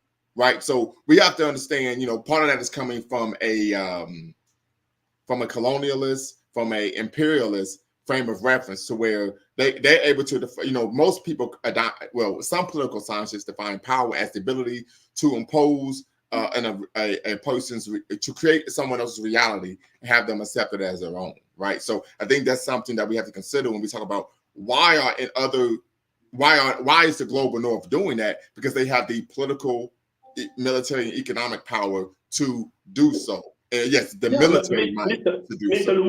Mr. Lumumba, see, exactly what I'm proposing is what is now being done in the Sahel countries, yeah? So they are trying to get together and militarily they are imposing, a military structure to protect themselves. We should do the same thing. If we were to do that, we would have protected Congo. We would have been able I would agree.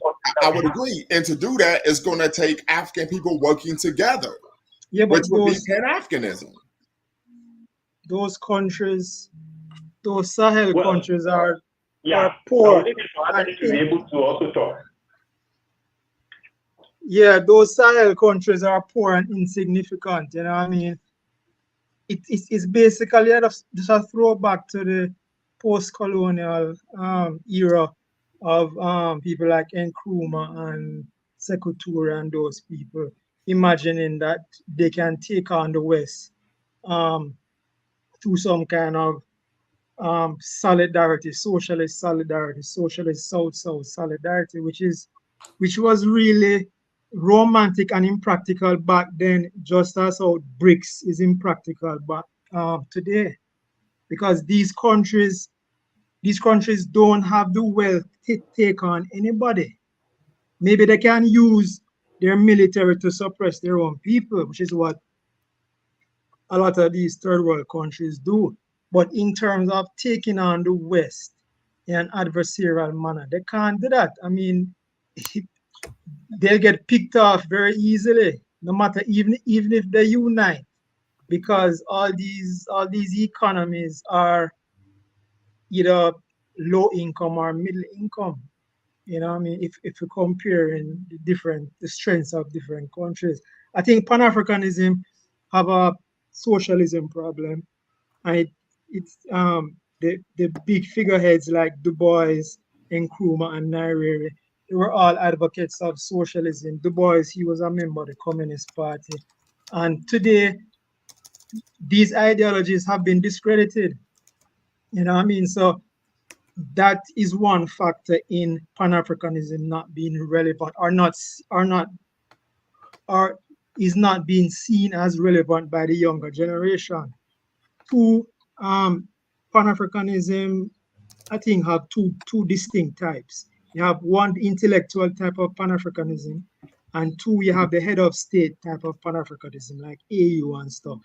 The political type Pan-Africanism is seen by the people as being too impotent to prevent internecine warfare on the continent, for instance, the DRC, and the AU politicians are seen as corrupt and bureaucratic and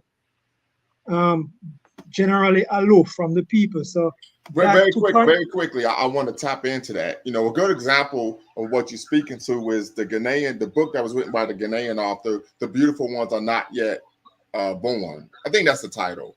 Or Not Yet Arrived, that speaks to, there was this euphoria regarding independence. And then years later, you saw some of the same issues and corruption became an issue. And that speaks to what you're talking about. And that is one of the things that I discussed in my thesis, is Pan-Africanism dead? Go right ahead. Yeah, because power corrupts and absolute power corrupts, absolutely. A lot of these African leaders from Nkrumah to Nyerere to, almost all of them, they were educated in the West. They were educated in the kind of Fabian socialist or the Marxist political economy, which was popular during the Second World War or right after the Second World War.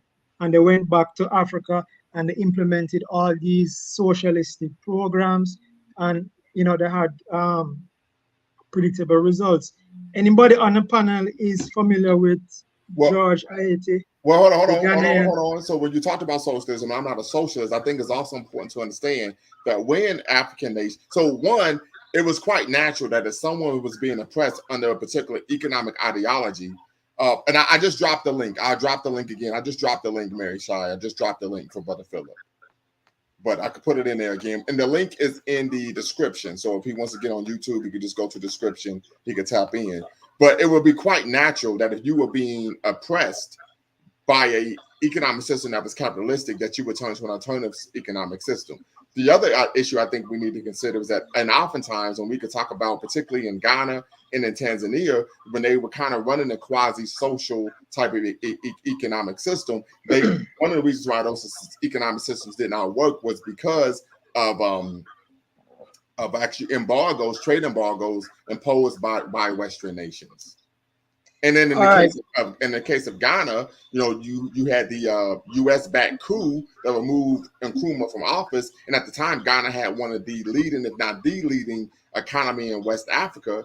And as a result, they brought in some puppets, and they were able to put Ghana into debt by having them accept, IMF and World Bank loans, and then they defaulted on the loans. Structural adjustment came into play. So I think there's some context that we need to add to that as well. All right. So number one, it is not natural to blame capitalism for the problems in Africa. No, I'm not saying that. What I'm saying is that I know. That was the logic back then. Yes, I know that.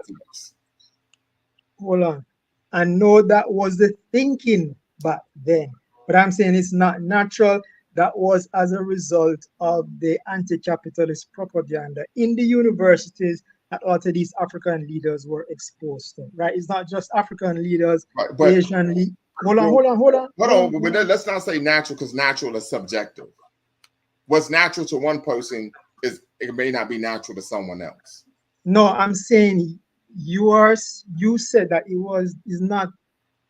it's natural that these natural and logical for these leaders to yes. What I'm stating is that it is seemingly logical. Hold on. It is seemingly logical. Just say I was being oppressed by women my whole life. This is in case I'm just using this as a colorful example, but I was being oppressed by women my entire life. I grew up in a situation in which women were in positions of power. It was a matriarchy. In those positions, I was oppressed. I was downtrodden. I was a victim of physical, and verbal and emotional abuse. Then quite naturally, I would say, you know what? When I liberate myself from that oppression, and irrespective of how I was able to do so, I'm going to say I don't want to go back to being in a situation in which I'm in a situation that's ran by women. That's all I'm saying. Okay, so it's kind of apples and oranges, because again, we're talking about economic systems. It's not natural to merge imperialism and capitalism, right? Because that view that imperialism is synonymous with capitalism, that exploitation is synonymous with capitalism, is propaganda. All right. Hold on. I don't. You have to allow me to finish the point. You gotta allow me. If you are in a colony that's being exploited by an imperial power, and the exploitation is rooted in capitalism, that would make sense.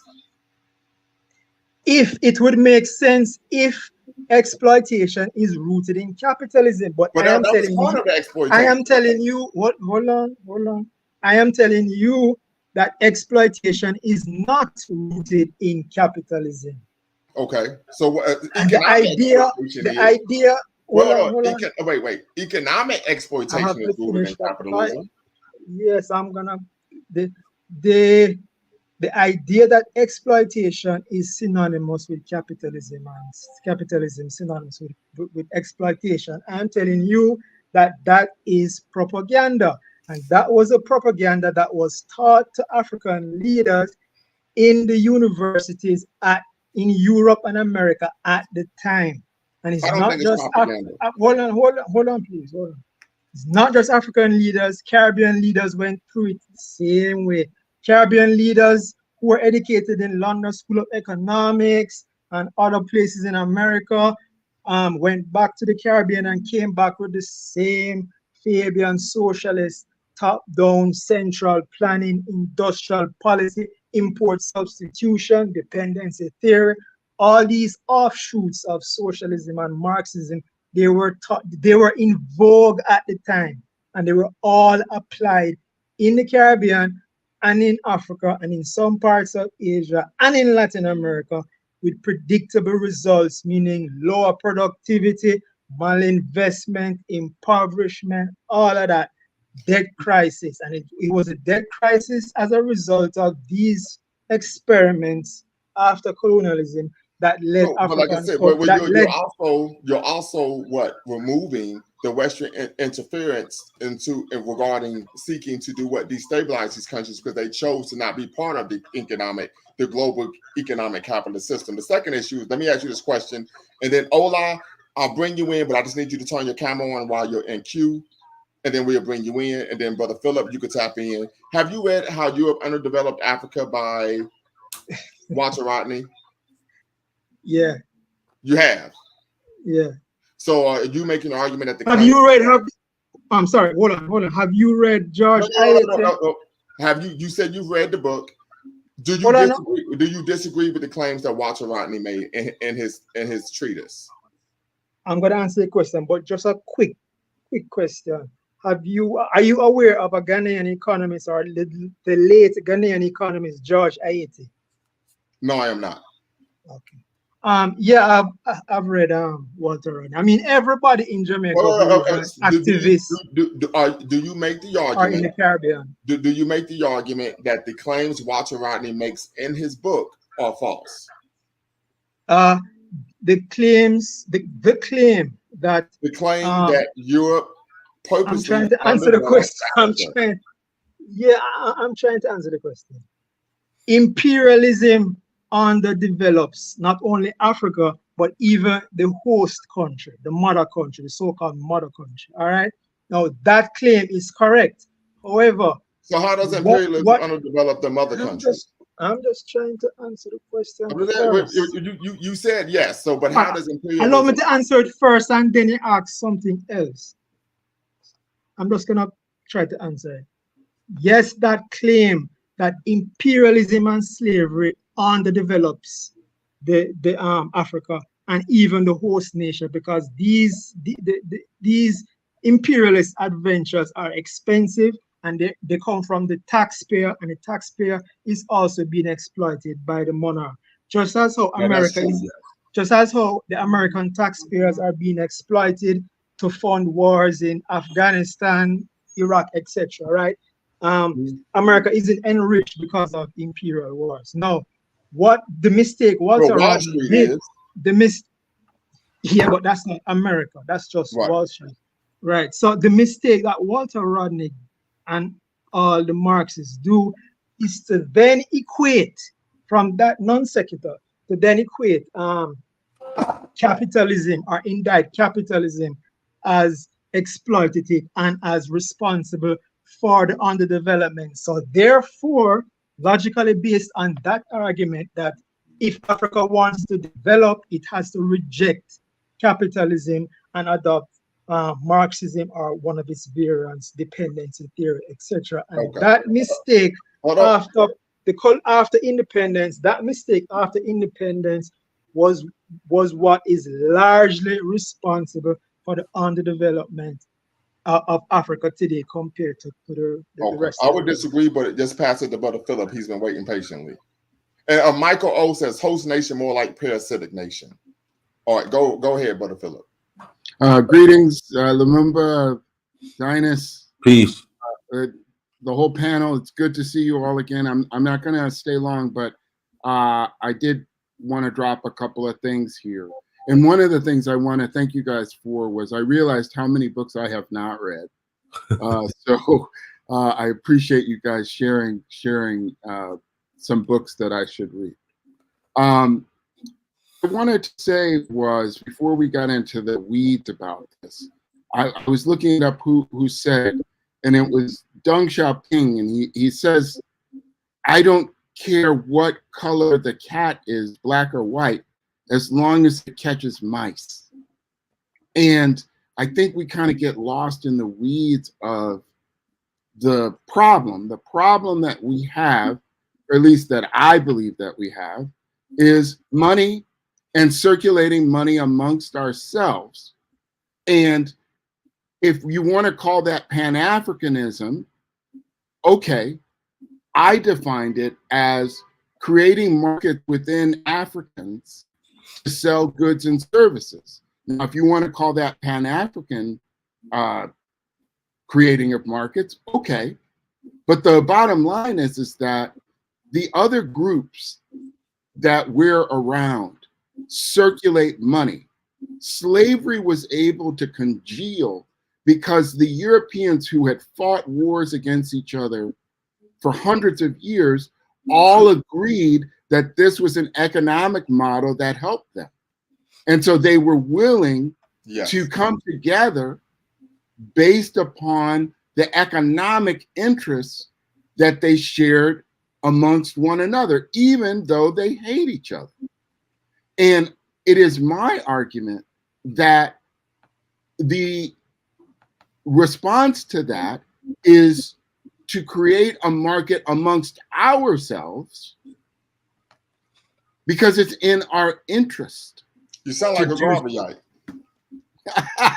Arguably, but you know, this is the thing. I'm not really a big person for labels. I would not necessarily say I'm one group or another. I believe in Black people getting money together. That is basically the core of it. And if you want to call that Pan-African, okay. You know, I'm good with that. If you want to call that Garveyite, okay. Well, hold on very quickly. O'Shea Duke Jackson says you hear them saying they Pan-African, but you never see them spending money with Blacks only theories. Laugh out loud.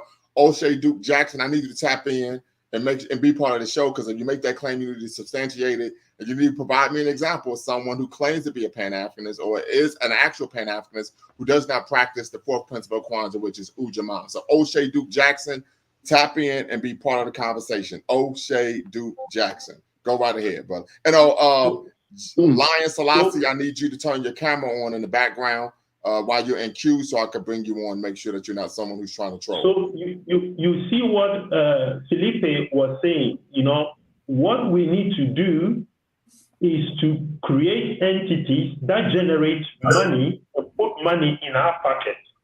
You see, if you are as wealthy, trillions of dollars or euros, as wealthy as we are in Africa, if you are not going to protect it, others are going to come in and they are going to capitalize on it and take it and do away whatever they want to do.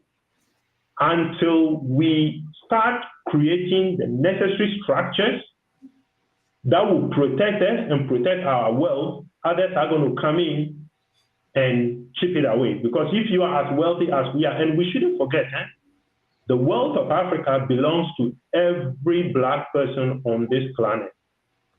It is an ancestral entity that belongs to all of us. So we have to create the structures that protect it, and we can extract out of it than just sitting down and saying that, hey, imperialism and this and that and that.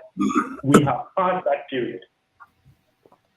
Can I respond with something very, very simple? And I think O'Shea makes a valid, if not excellent point. I can only respond to that point by saying what I have seen for years as an attorney, which is that our businesses are undercapitalized. And I'm saying African businesses, whether they're on the continent or they're in the diaspora. And what winds up happening is people are not able to develop their business in such a way where they can function in the market properly. And so they wind up cutting corners and saying, well, I'm a Black business, or, you know, whatever their label is with regards to their group. And therefore you should patronize me because I'm Black, as opposed to I am a solid business who is owned by Blacks. And that has to do with the lack of circulation of capital amongst ourselves. Look, I will use this example and then I'm going to pass the mic. I know a lot of people want to speak. The Indian American has literally built a circulating economy right in Black Americans' faces. They literally took over over a period of about 30 years, the Quickie Mart, the gas station, and the motel in front of Black people. How did they do it? Well, because they had circulating money amongst their group and with India. It's very simple to see. And then they stacked their money together as a group and leveled up. And if you look, Indian Americans are the highest paid Americans in the country, higher than whites, higher than East Asians. They are the highest paid group. And a big part of that is because they circulate their money. Black Americans, for a number of different reasons, struggle with this. And the number one reason that I see is we don't have enough money. And when we do have enough money, we often want, we want when you actually, like, you know, I have many times for clients and for friends of mine that are trying to start a business, that I've done the paperwork for them, you know, to help get them started. And then the part of that is I wind up discounting my rate in order to help them get up, because they don't have the money to pay actual attorney fees in the way that they need to, right? And it's my contribution to the community. I also have volunteered for decades at various legal clinics to try to help our community. And I'm saying over and over and over again, I see that the business does not have enough money to sustain itself in a way that would make it competitive within the market. And that directly has to do with the non-circulation money. Right. So let me get to this, read this super chat. O'Shea here. Hold on. I'm gonna let you give you a chance. O'Shea here says, tap in and explain. My whole channel does that all day long. Have respect to your brothers on the channel. But yes, I need you to tap in because you made a statement that is a generalized statement, right? Broad generalization, right? That's why we want you to tap in and be part of the conversation. Also, there was an FBA lion made a claim about Pan-Africanists on YouTube, just attack each other. So I would need you to tap in. Yes, FBA young lion. I need you to tap in and substantiate your point. Yes, he says YouTube Pan-Africanists are constantly attacking each other instead of finding common ground and uniting. So I need you to tap in and substantiate that claim where you've seen an individual who is an actual Pan-Africanist on YouTube attacking other Black people, right? Once again, someone who is an actual Pan-Africanist. So please tap in, be part of that conversation. Brother Complex, you've been waiting patiently. I will give you the floor. And peace and blessings. I think somebody was before me. I'm trying to see the name. Okay, was it Brother Ellis? Was it Brother Ellis, D-Roy Ellis? With a K, Kali, I think. Well, I don't see that person here, but I was gonna make a response to Philip. I was gonna just make a quick response about the circulating dollar. I mean, we have to be careful that we're not mixing correlation and causation. I mean, if circulating the dollar made Indians rich, how come India is not a rich country? I mean, they have billions of people over there. How come the circulating of billions of dollars over there not making them rich? The circulating of the dollar is almost as fallacious as the Keynesian circulating or multiplier effect. An economy is not about circulating dollars. An economy is about creating wealth. It's about using resources, scarce resources that have alternative uses in its most efficient manner. If you are producing value for somebody, of course, you're going to be wealthy, or if you're creating value for lots of people, then you're going to be wealthy, and that's where the money comes in. I don't think the money comes in terms of circulating. If circulating the dollar made countries rich, where did the money come from? Well, to circulate. First off, India is one of the top rising economies in the world, and they're predicting, should China collapse, that India may actually overtake it. But the core of this is when you go let's just take something very simple. I like to keep these things simple, and then I want to let the other people speak. That when our college graduates and graduate level students come out of school, we don't have an economy in Black America to be able to hire them outright. The other groups do. And so what you have is a situation where, wait, let me finish my point and then you can let the other people talk. That at the core of it, when one of our kids comes out of a HBCU or comes out of a traditional land grant college, the Black small business economy does not have the strength nor the breadth to absorb those workers. So it puts our people in a position where they've got to go to the other groups for employment. That is the core of the circulation. Why is that bad? Hold on. And we also don't have multinationals. So I point out the example in Chicago where the last Black American bank was supported by the Bank of Ghana. And that bank was regulated out of business primarily because our deposit levels, and almost all of the banks, why they went out of business in Chicago, our deposit levels were too low. So what winds up happening is that the bank then has to gain enough treasuries to offset its low deposit levels. Well, when that happens, then they can't make loans to the community and its community businesses.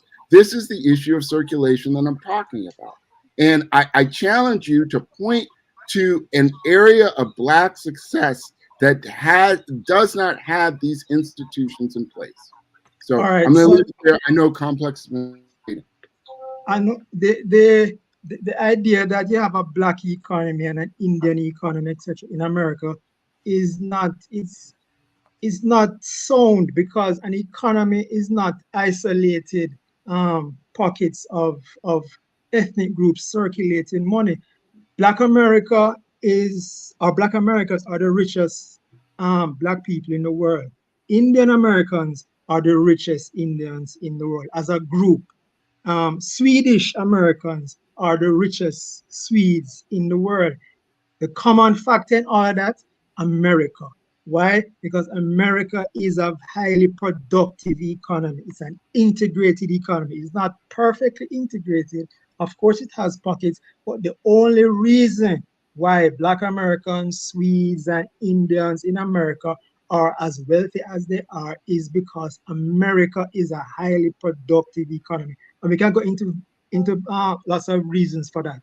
But in terms of India being an important rising economic power, India is a rising economic power now, just like China is a rising economic power, or was a rising economic power. Is not because of the Chinese and Indians circulated the money over there with their billions of people, was because of trade liberalization. And that opening up of trade with the West was what allowed them to rise, because trade enriches people and isolation and impoverishes, right? When the Europeans were rising out of the Middle Ages, also the poverty of the Middle Ages, the goal was to get a route to the East, because that was where the wealth was, that was where the big trade was, that was where the action was. And Europe could not have gained any ascendancy if they had stayed in Europe, and everybody, and the Spanish circulated with the Spanish, and the Portuguese circulated with the Portuguese, and the French with the French, which was what the medieval economy was. It was very fractured. The division of labor and specialization and capitalism wasn't very developed. Therefore, they were poor, right? And that's one of the reasons why Africa is poor, because the division of labor, economic freedom, regulations, taxes, government spending that crowd out private spending, all of these things crowd out investment and stunt development. Hold on. If I could interject real quick, shout out to super chat. Yeah, shout out to O'Shea Du Jackson Right. and Kagana for the super chats. But go I'm gonna ahead. read the super chat. As a brother living in Africa with a business in Africa, I see a lot of people on the continent in the diaspora talking about Pan-Africanism and not living it through economics. The proof is evident. So I would make the argument that someone talking about something and being a practitioner of it are two different things, right? There are a lot of people who talk about boxing, but they aren't actual boxers, right? So that's just the thing there. And the FBA line says Black is the ethnic name of Black American, just like Igbos, Yorubas, so on and so forth. So I will push back against that, right? One, when we talk about the enslavement of African people here in the Americas of the Western world, the death, decadence, and dysphoria of the Western world, what we found is there was a process of dis-Africanization and then racialization, right? I even covered this in my class on African American history. In fact, what I'm going to do is I'm actually bring this up because I don't want people to think I'm just, pulling stuff out of my derriere. But in fact, the Kenyan-born scholar, Ali Missouri, was the one who actually wrote a book on this. And he talks about, I think it's week 3. I got to find my week 3 PowerPoint where he talks about this very issue. And I'm going to bring this up so that you all can to understand. Well, it must be week 4. Just bear with me real very quickly, family, and I'll be able to bring this up because I want to address this issue. Can we talk about the misinformation that oftentimes is promoted online? I find it to be extremely, extremely problematic. So here we go. Yeah, I got it right here. So thank you for bearing with me, family. I'm going to share this rather quickly, and then we're going to pass it to Dynast, and then I think Brother Jabril Africa is where he's been waiting patiently. So once again, let me share my screen here. Yeah, because I wanted to. Cause I think brother, somebody in the chat room brought up as far as the amount of Pan-African so-called gang banging that goes on online. I wanted to Right. So this Africanization, Ali Missouri wrote the book "The Africans of Triple Heritage" in 1986. He talks about one of the most prominent strategies of slavery was to make captives forget as soon as possible where they came from, i.e., contrived amnesia. Right. So there's a 5-step process. One, removal of personal identity. Enslaved Africans could not carry the names of their own cultures, Yoruba, Mandinka, Wolof, etc. Removal of collective identity. Ceased being Africans, became niggers and Negroes. Removal of collective pride. African nostalgia was undermined and destroyed by perpetual negative indoctrination. Being enslaved was deliverance from savage and primitive Africa and ashamed of where they came from. Removal of religious beliefs. Traditional religious beliefs survived less in the U.S. than in Brazil and the Caribbean. Then, of course, linguistic removal. African languages were ceased as the enslaved learned the language of the master's English. And then, of course, he talks about there was a process of racialization as well, where rather than having an ethnic identity, we took on a racial identity regarding being Black. So when you make the claim, brother, that Black is an ethnic name, it's not an ethnic name. It's a racial name, not an ethnic name. The ethnic name for would be African American, rather than Black American. Black American is a racial name. And most scholars of African American studies or Black studies or Pan-African studies argue that African people should identify themselves by their ethnicity rather than by from a racialized standpoint. Also, J-Line Selassie, you're in the queue. I need you to turn your camera on, and then I could bring you into the live because I have to make sure that you're not someone who is trying to cause problems. So I'm going to stop my share there. But once again, we want to make sure that we're promoting correct information, not misinformation. So Dynast, you go right ahead when you talk about the Pan-African gang banging. Then we will pass it to Brother Jabril Africa. Right. So one of the criticisms that I've received in the past is that since I have a travel brand and I charge to take people to Africa to experience Africa, that's not Pan-African. What are your thoughts on that? What nonsense. Wait, say that again, Dynast. So, I have a travel brand. In fact, Complex, he's been to Africa with me twice. Okay. I take people to Africa. So the gang-banging internet YouTube Pan-African say that is anti-Pan-African to have a service to take people to Africa. Wow. Who said that? You got. I'm not gonna mention any names because I don't want to get back and forth. But yeah, they've said. In fact, they've made videos about it. Okay. And they claim to be Pan-African. It's just for some reason. Okay, can you send me a message telling me who this is? Because I will. I'll send it to you. It's just but one thing, once again, there are a lot of people who claim to be Pan-Africanists who don't actually know what Pan-Africanism is. So that's why, you know, I don't get into what somebody's claiming. I get into what someone acts. You have a number of people who claim to be Christians, but aren't actually Christians. Right? So you know, that's why I focus on, are you actually that, oh, Westside Mike gonna come and say it's probably a Ohio State fan. We're gonna keep doing that. You throwing shade like that. Okay. Meet me on that squad. Because here's the thing: what you max on the squad is what I rep on the squad. So you want to come that way, I'm gonna throw some shade back at you, right? He said it might be an Ohio State fan. Very good. Brother Jabril Africa, go right ahead. And then Brother Complex. Don't forget me. And Brother Ellis. Okay. Can you guys hear me? Yes, we can hear you. Okay, I don't know where to start, but I'll start by saying, Brother Lumumba, I'm a man of my word. I told you I'll pull up one of your next few streams, and I kept my word. As you know, I'm very busy, and I don't particularly like doing live streams, to be honest. But I'm here with the family. I was out organizing all last night as well for our people. So there's like 1,000 different ways that I can going about this argument and this conversation. I'll just start by saying most people, vast majority of people who call themselves Pan-Africanists are not Pan-Africanists, right? As you stated, Lumumba, just recently, just because you say you are something doesn't mean you are that, right? So that's where I'll start. And following along with that branch, I would say what Brother O'Shea Dukes Jackson said, how, you know, the diaspora, or I should say Pan-Africanism, a lot of people who claim Pan-Africanism, I took a photo of it. A lot of people who claim Pan-Africanism are not living it through economics, but that's everything. They're not living through it through economics. They're not living through it through action, right? How they live their day-to-day lives, right? The thing with Pan-Africanism is, and what a lot of people confuse is, Pan-Africanism is it's an action, right? Pan-Africanism is the international unification and liberation of African people. So if you're not actively doing that work, you're not a Pan-Africanist. As the stream Brother Lumumba did a couple of days ago, where he was explaining what Pan-Africanism was, and people who claim they were Pan-Africanists had no idea what he was talking about. It was clear as day, because they're not I Pan-Africanists. remember that. Yeah, I remember that guy. Right?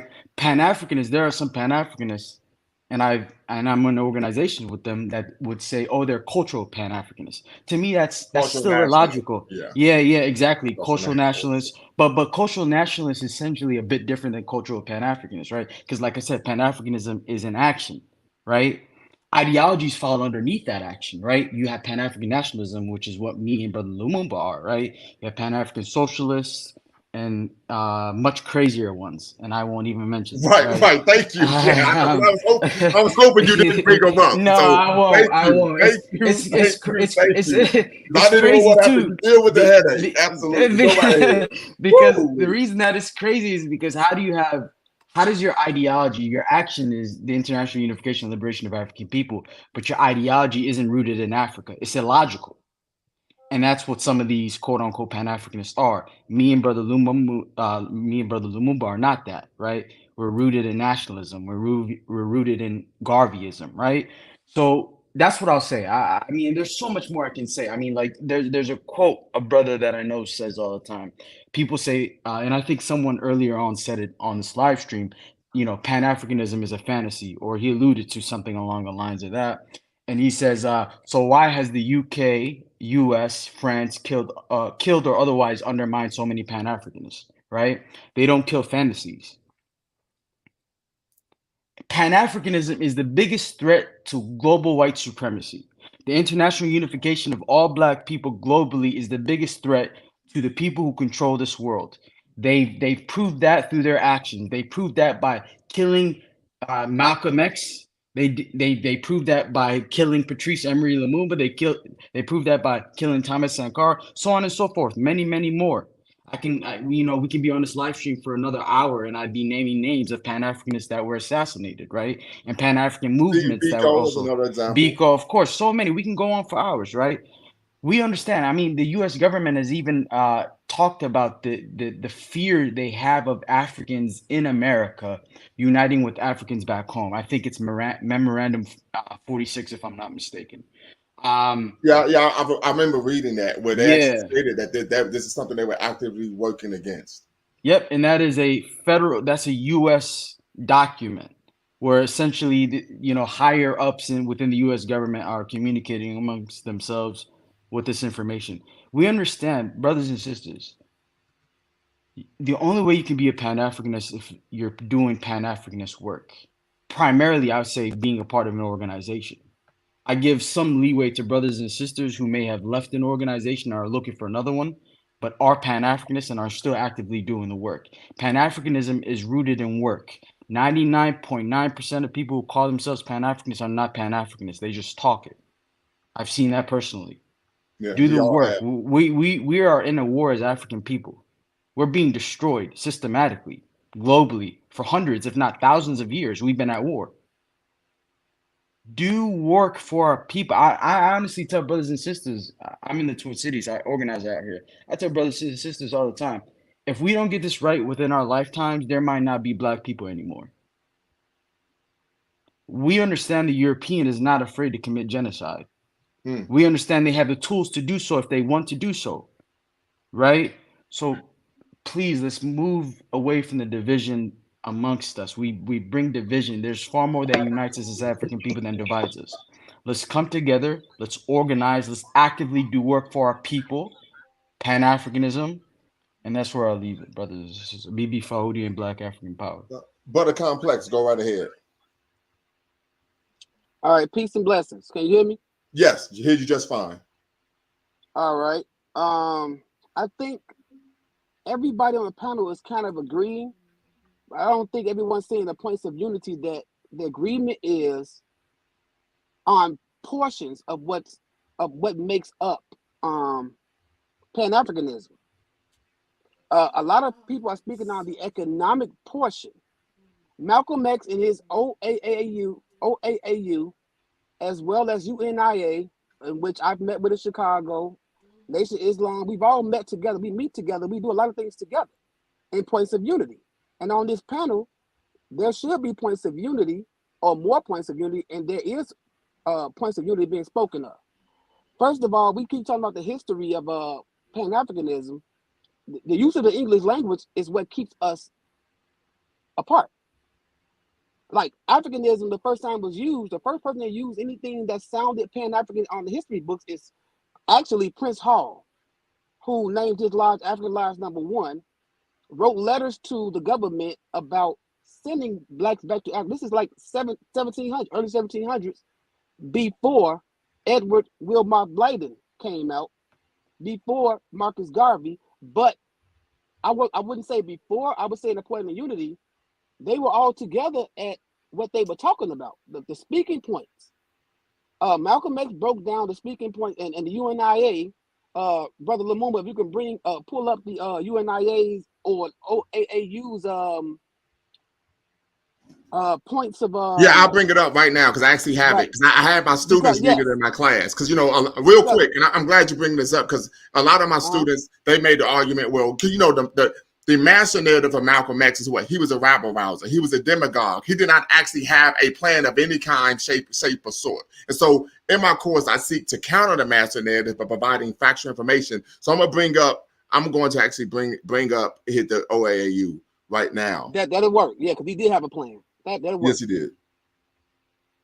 Let's see if I can pull this up. Okay, here. Give me a second, family. Ooh, I got a lot I got to get through here. Lord have mercy. Let's see if I can put Malcolm X in here in the comments. Take your time. Okay, I got it. All right, here we go. All right. Yeah, I got it on deck. You know what I mean? Got it on deck. Okay, 1 second. Bow. Here we go. I don't know if you all are going to. Can you all see that just fine? I hope you all can, but we'll get down to it. So basic aims and objectives: self-determination, national unity. The basic unity program was restoration. In order to free ourselves from the oppression of our enslavers, then it is absolutely necessary for the African American to restore communications with Africa. Reorientation. In order to keep the African American enslaved, it was necessary to limit our thinking to the shores of America to prevent us from identifying with our African brothers and sisters. This made us consider ourselves an isolated minority without allies anywhere. Education. After enslaving us, the slave masters developed a racist educational system which justified to its posterity the evil deeds that had been committed against African people and their descendants. Economic security goes into that. He talks about self-defense. He also goes in on integration. He says we consider the word integration a misleading false term. It carries with it certain implications to which Afro-Americans cannot subscribe. And mind you, the OAAU charter was written a week before Malcolm was assassinated with the help of Dr. John Henry Clark.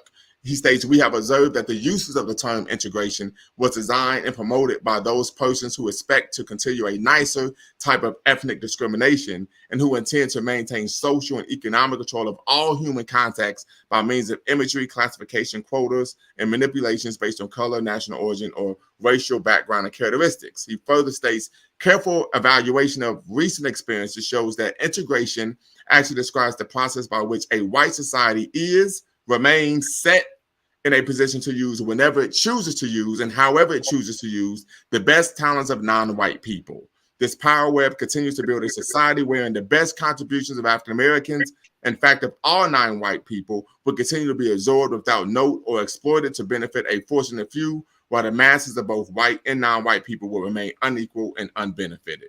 And you can find the charter to Malcolm X's Organization of African American Unity in the book Modern Black Nationalism from Marcus Garvey to Louis Farrakhan. The charter actually begins on page, drum roll please, work with me, page 106. So Modern Black Nationalism from Marcus Garvey to Louis Farrakhan, edited by William L. Vanderburg.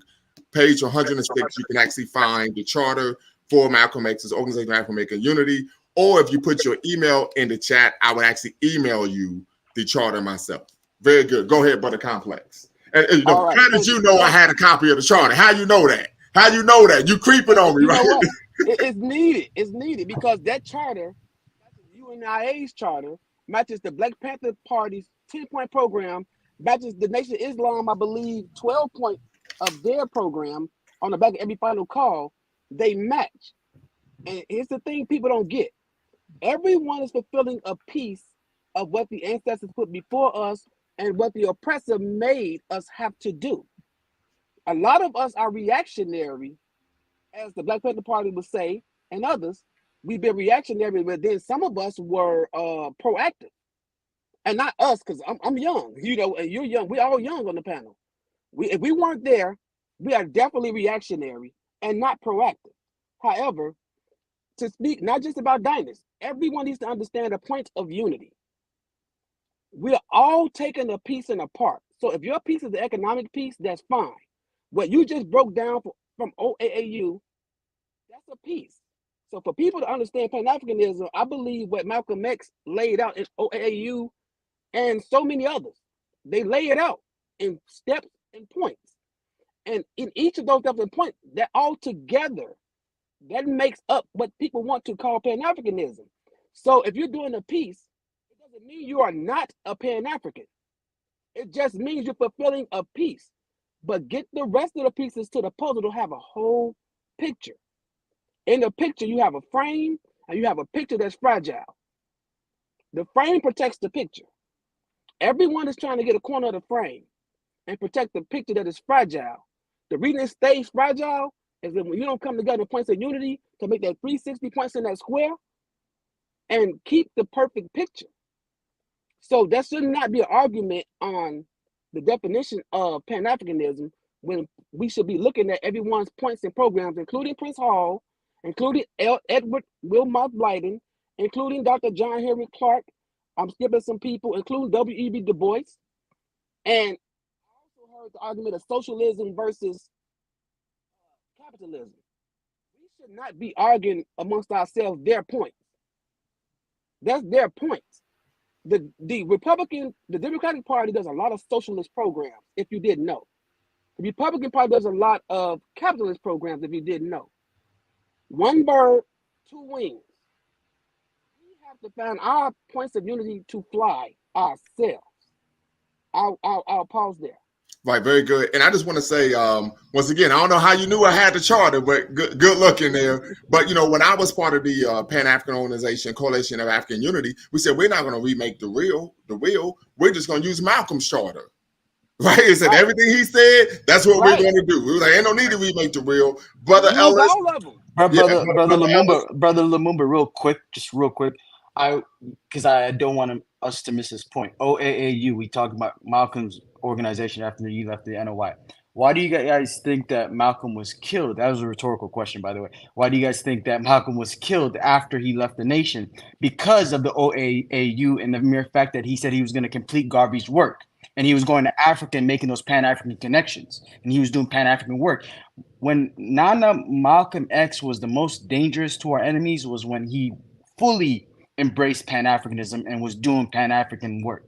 Yes, right? yes, so we got to yes, remember yes. that. Because the argument was that he wasn't just, a national leader, right, or demagogue, as they wanted to call him, but he actually had international support.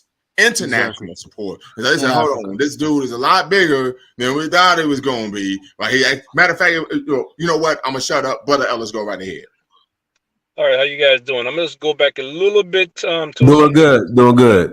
That was talked about earlier. Someone said that African American don't have any money or don't have enough money. That's impossible. We have plenty of money.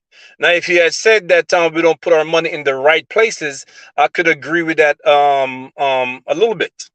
But what people have to understand, when especially African Americans, all black period, but especially African American, if you're going to put something together on a big scale, be prepared for a fist fight. Just us only, black people, be prepared for a fist fight because they will not allow it. And we have proof of that throughout the history of the United States. Every time you start something, they burn it down, right? They maim, kill, whatever they have to do to stop it. Case in point, recently, 2019, a group of black people here in Georgia bought some land in a small town, South Georgia. And would you believe, because they wanted to build a town and start a community on there. And would you believe the white people in the town went to the sheriff, right, and started complaining? So they have separatists down here, and they started protesting, right? These are private land that black people bought, right? So they are not going to allow you, right? We're only 12-13% of the United States. They are not going to allow you to develop. Be prepared for a fist fight. Other groups like Indians, Koreans, and all that, they're gonna let them through. They're gonna let them slide. You see what's happening at the border. Chinese coming across the border now. If I can interject real quick, the reason why they weren't allowed to build, and it's kind of like I think the saying is don't telegraph your punches. They were saying like this is going to be a black only city or a black only homestead, which is technically discrimination. But if they just would have kind of just kept it to themselves and then just went on to build it, that's different. So real quick, I understand that. I understand that. But let me provide another retort. But we also have to acknowledge that when we talk about anti-black racism, what we tend to find is that whites are willing to allow other racial ethnic groups to come in and be a buffer race between themselves and blacks. We saw this on the African continent. We saw this in the Caribbean. We see it in South America. We find this here in America. The other issue is that in America, when you look at study black history, what you tend to find is that when there is real or even perceived black progress, it's followed by periods of racial retrenchment. And this is what Brother Ellis is speaking to. So I give you 3 examples and then I'm gonna shut the hell up, right? Yeah, let me just continue. I'm almost done. Let's continue. Okay, go right ahead. A small point, right? So even if they Dynast they didn't advertise it, let me tell you something. I work all over the United States. I work in about 40 states, and I have to live there about 2, 3, 4, 5 months at a time, all over the U.S. And I see what's going on in this country, and I'm telling you, if you are black, before when I was younger, I didn't believe none of this. Right? But they will fight against you. They're ready to whatever they have to do, right? To stop you. That's the problem. We're not like, when I was 20, I had a girlfriend, she was 22. And she said something to me once. I don't know where she got it from, but she said, "Listen, Delroy, everything is in black and white. There's no in between. You're either on the black side or the white side. So even if you're white, you could be on the black side. If you're black, you could be on the white side." It took me 10 years to understand exactly what she was saying. And she is completely correct. It's black and white. It's us against them. Right? And it's simple as, and they know it. The only people that don't know it is black people. Right? So to go back, we have plenty of money. We have money up the wazoo. You see what I'm saying? But to use it correctly, be prepared for a fight. Right? That's all I'm going to say. Thank you. When I talk about, hold on, very quickly, and then I've got to pass along to OG J Speed. The Ghost has been waiting patiently. So when I gave those examples of real or perceived black progress being followed by periods of racial retrenchment, Reconstruction was followed by what the nadir of race relations, in which anti-black racism in this country was at its zenith, and black people had no rights whatsoever. If you want to actually learn about the nadir of race relations, a great book to read would be The Betrayal of the Negro by Rayford Morgan, right? Great book. I actually had the book behind me somewhere, but I'm not going to grab it. Yeah, Betrayal of the Negro. Second, post-civil rights, Black Power movement, it was followed by what? Law and Order, right? And then, of course, in COINTELPRO, and then when the election of Obama was followed by what? A rise in extrajudicial violence against black people in America, and what the rise of white nationalist hate groups. So what we find is that whenever there is real or even perceived black progress, it's followed by a period of racial retrenchment. And we can even extrapolate that to not only here in America, but globally, when African people have real or even perceived progress, it's followed by periods of racial retrenchment. An example on the continent would be what? You have independence, they gain political independence, it's followed by neocolonialism. Right, you develop your colony, you develop your country's economy, it's followed by structural adjustment. And right, so these are examples of retrenchment initiatives by what? The global north, if we don't want to use racialized terms, to keep what? African people in a position of dependency and dejection. OG Speed the Ghost, go right ahead. Assalamu alaikum, hotep to all the people, and I hold all the panel, people on the panel. I hold you up to high esteem for keeping the spirit of the ancestors moving forward. 65 years on this planet, what I have found out to be a great lesson is, in the same season, all fruit don't get ripe at the same time. And when we start to understand that statement, we can understand what little you have to offer is like a grain of sand to make a brick. It builds the brick, and the brick builds the foundation of your structure. So I don't get into what's Pan-Africanism and what is not. And the reason why I don't do that is because that's like throwing a hand grenade in a room when brothers are practicing trying to be a better image and a person of themselves. So what I do, I listen, and I listen quite well. And when I would tell you brothers who are on the move to keeping this alive, my understanding of Pan-Africanist is self-preservation entwined with the natural order of things. And when you understand that, you will understand why that every species on this planet does the same thing. And I do agree along with the brother who said the only people don't understand that is black people. White people Europeans go do what they do because they're self-preservation. They don't want to be annihilated. And our sister, Dr. Francis Quester Wells, who broke that down. Nilla Fuller broke that down. And so when we get a greater understanding of what we're dealing with, it's not even about where we at. Because I am a true believer, everything goes back into the natural order things. It goes beyond religion, spirituality, or any of that, because it's printed in your DNA. Every species on this planet protects itself and self-determination, and it has a mechanism inside of you to guard you against things supposed to harm you. And so that's how I break it down. That's how it looks for me. I join hands with everybody I see that is doing something positive, regardless of how little or how big. because I know that there are a piece of that grain of sand that makes that brick. And I just want to commend you, brothers, for keeping this conversation going on with all this craziness going on in these YouTube streets.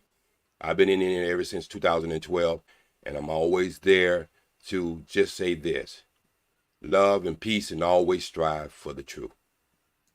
Appreciation, but I Appreciate you, Baba. will push back a little bit. I do think it's important to understand what Pan-Africanism is, because what we have had in the past and even today, and this even took place when I was in college, when I was an undergrad, is you have a number of individuals who will misrepresent Pan-Africanism. I would give an example. There was a brother who was claiming to be a Pan-Africanist, but he only pursued relationships with white women. So I said, brother, that's incongruent with the values and the core tenets of Pan-Africanism. Right, so I said, you know, and if you do that, you're misrepresenting Pan-Africanism, and it hurts Pan-Africanism credibility. But my right, brother, so I do think it's almost to the point as you might have someone who claims they're a Muslim and they're out getting drunk every night. Where a person who would say, "Hey, man, you're making Islam look bad." I never said not to understand what it is, but I do know this: as men and women, we all are given a journey, and nobody can do that journey of the 5 million sperm cell that makes it to that egg. We all are given a journey, and if anybody thought that I was saying that we shouldn't understand it, but what I'm saying is we each are given a journey. It may don't look the same as someone else's journey, but it's part of that grain to make this whole. And I'm glad you are breaking it down, because every structure has to have a foundation. So I'm not disregarding that. But what I'm saying is, if you come upon someone that you might think might not be important because they're not striving in the way you are striving, but they're doing the work, and how little and small and insignificant you might think it is, it may be the most important piece of that puzzle to make that function the way it should be. That's all I'm saying. Understood. Hey, the floor is open now. So yeah, I wanted to piggyback on what OG said about, you know, all fruits not ripen at the same time. In the subtext of, you know, barriers to Black people progress, people fighting against us, people assassinating us, we must remember not to be reductive in our thinking, not to reduce everything to assassination and sabotage, because Africa, just like Europe and America, diverse in terms of ideology and thinking and power struggles, and not everything can be reduced to, well, ex-socialist African leader got assassinated or overthrown, therefore socialism was seen as the threat. Because remember, the Duvaliers in Haiti, they were overthrown. Was that because what they were doing was seen as a threat to America? No, it can be explained by the internal conflicts in that country, some of which are unique to that country, and some of it is connected with outside. But we should not just reduce everything to assassination and sabotage in explaining why certain socialist experiments or Pan-African experiments don't work. Because Nyerere of Tanzania was not assassinated, he was not overthrown, he was given more foreign aid than the Ivory Coast, yet with all of that, Tanzania still could not make socialism work, right? And if we compare Tanzania's attempt, despite all the aid, to Israel's attempt at socialism, despite all the aid, despite all the Western protection, despite all the money of the rich Jews pouring in and supporting Zionism, supporting kibbutzism, yet still Israel's socialist experiment too was also a failure. And we can replicate this throughout the globe, whether it's in Asia, Europe, the Middle East, Africa, Caribbean, Latin America. Socialism just don't work, right? And I would encourage everybody to read the Ghanaian economist George Ayete, and you can read people like Walter Williams and Thomas Sowell. to learn exactly why socialism doesn't work. It doesn't have anything to do with um, capitalist greed or whatever. Is the inherent structures in socialism just not conducive to productivity and wealth creation? We must remember too. Disagree with that. But so I got to go, my brothers. Okay. My brothers, I got to go, but I'm gonna support your channel. I'm gonna subscribe to your channel, and monetarily, I will support your show because I love this. So peace, love, and always strive for the truth. Appreciate Black it. African power, Elder. Thank you for joining, brother. Thank you. When you Yes, provided sir. the example of in Haiti, while you talk about Papa Doc and Baby Doc, they were running a kleptocracy, right? And this, they were, you know, that's just reality of the situation. But I'm familiar with some of the work of Thomas Sowell, and he leaves a lot out, right? And so when you talk about not being reductive, right, and not making these broad generalizations, right, I think you're doing the same now, right? Because once again, in Haiti, Papa Doc and Baby Doc, they ran the platform. They ran their presidential campaigns were based on Black nationalism, but when they got into the office, they just became kleptomaniacs. All right, so that's something to consider. So Haiti, Haiti and the Duvaliers is an example of what I'm saying. That things are complex. I don't want to be too cliche, but politics is complex because Papa Doc, when he just came in to office, he was elected. He didn't go in there. And hold on. He was elected, and America at the time did not support him. America supported his mulatto rival, right? And you're right. When he came into power, there was a lot of contradictions, etc. But Haiti was under sanctions, etc. So you can't extrapolate from that and say that, okay, because America sanctioned Haiti under Duvalier, that therefore Duvalier's philosophy or whatever is what's going to liberate us. Because first off, no one brought up Haiti or the philosophy of their administration. So what are you talking about? No, the argument is that because socialist leaders were assassinated or overthrown, therefore socialism is a threat to the West, or Pan-Africanism in terms of socialist Pan-Africanism is a threat to the West, and therefore that is the ideology that's going to... Hold up. You can't overtalk me on my show, okay? This is my show. I could do that. No one has advocated for Pan-African socialism. All we did was provide, matter of fact, when I was reading the abstract from my thesis that I wrote in graduate school, I stated that prominent Pan-African leaders and politicians and statesmen were assassinated. I said nothing about socialism. Yeah, but what I did say is that there was some African nation states that had a socialist economy, and one of the reasons that those economies failed was due to trade embargoes by the West. I said nothing about Haiti. So no, I'm not saying. No. I said I didn't say anything about Haiti. No, I'm not saying that you said something about Haiti. I brought up Haiti as an example of politics being complicated, and you can't extrapolate from sanctions and leaders being overthrown that whatever ideology they were following, that was the reason why they were overthrown. No, it's well, we can do that because hold on, real quick. We can gotta say something myself. The West stated that was the reason why they took issue with them. The second issue is because you're talking about apples and oranges here, right? The second issue is one of the contemporary issues of Pan-Africanism is what? The fact that many heads of state are what? Dictators now. Right, so these are like I said, Papa Doc, Baby Doc. They weren't promoting Pan-Africanism of any kind. They were sitting there, they were in power, and they were living luxury. I was not you saying said enough that. about socialism. Let me talk now, please. Please go right ahead. All right. Socialism wasn't allowed to work. Okay, by the powers that be. No, that's number one. Number two. America is one of the biggest socialist countries in the world, but it's disguised. If you didn't have socialism here, this place would be in chaos. It is disguised. They use capitalism to disguise socialism. You have to have socialism in a society to a point. You have to have it. Capitalism So, cannot work by itself.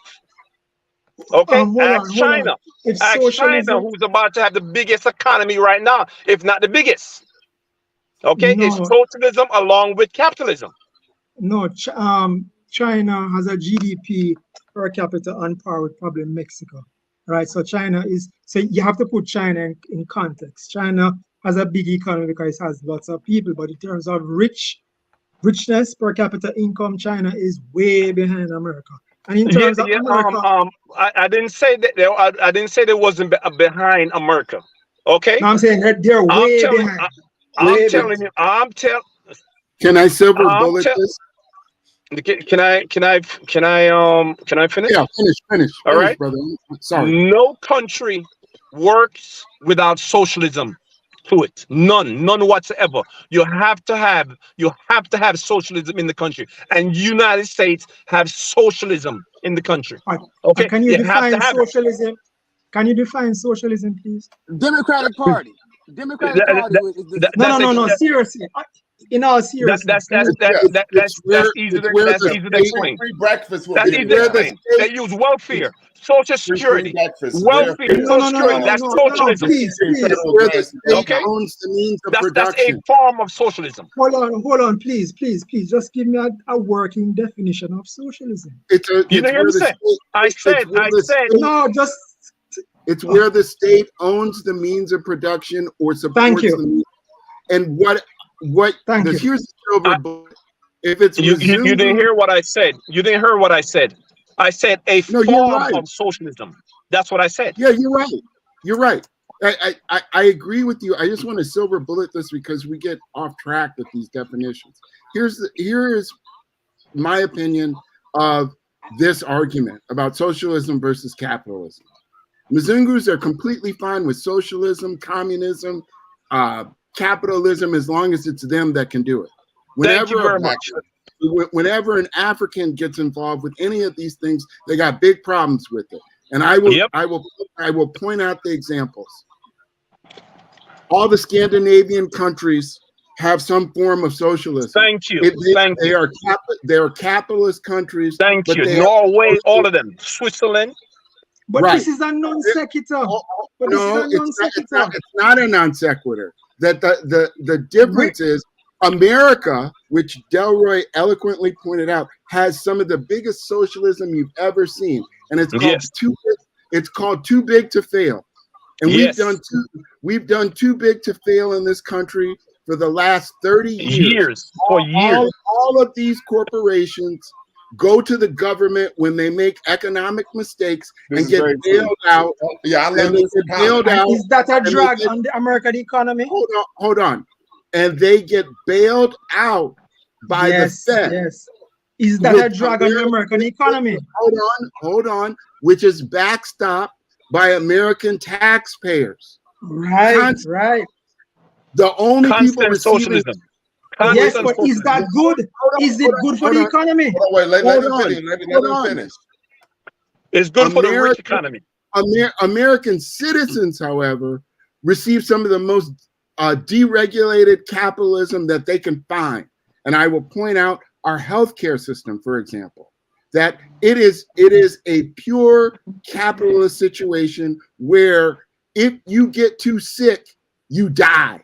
They don't offer healthcare coverage for everything.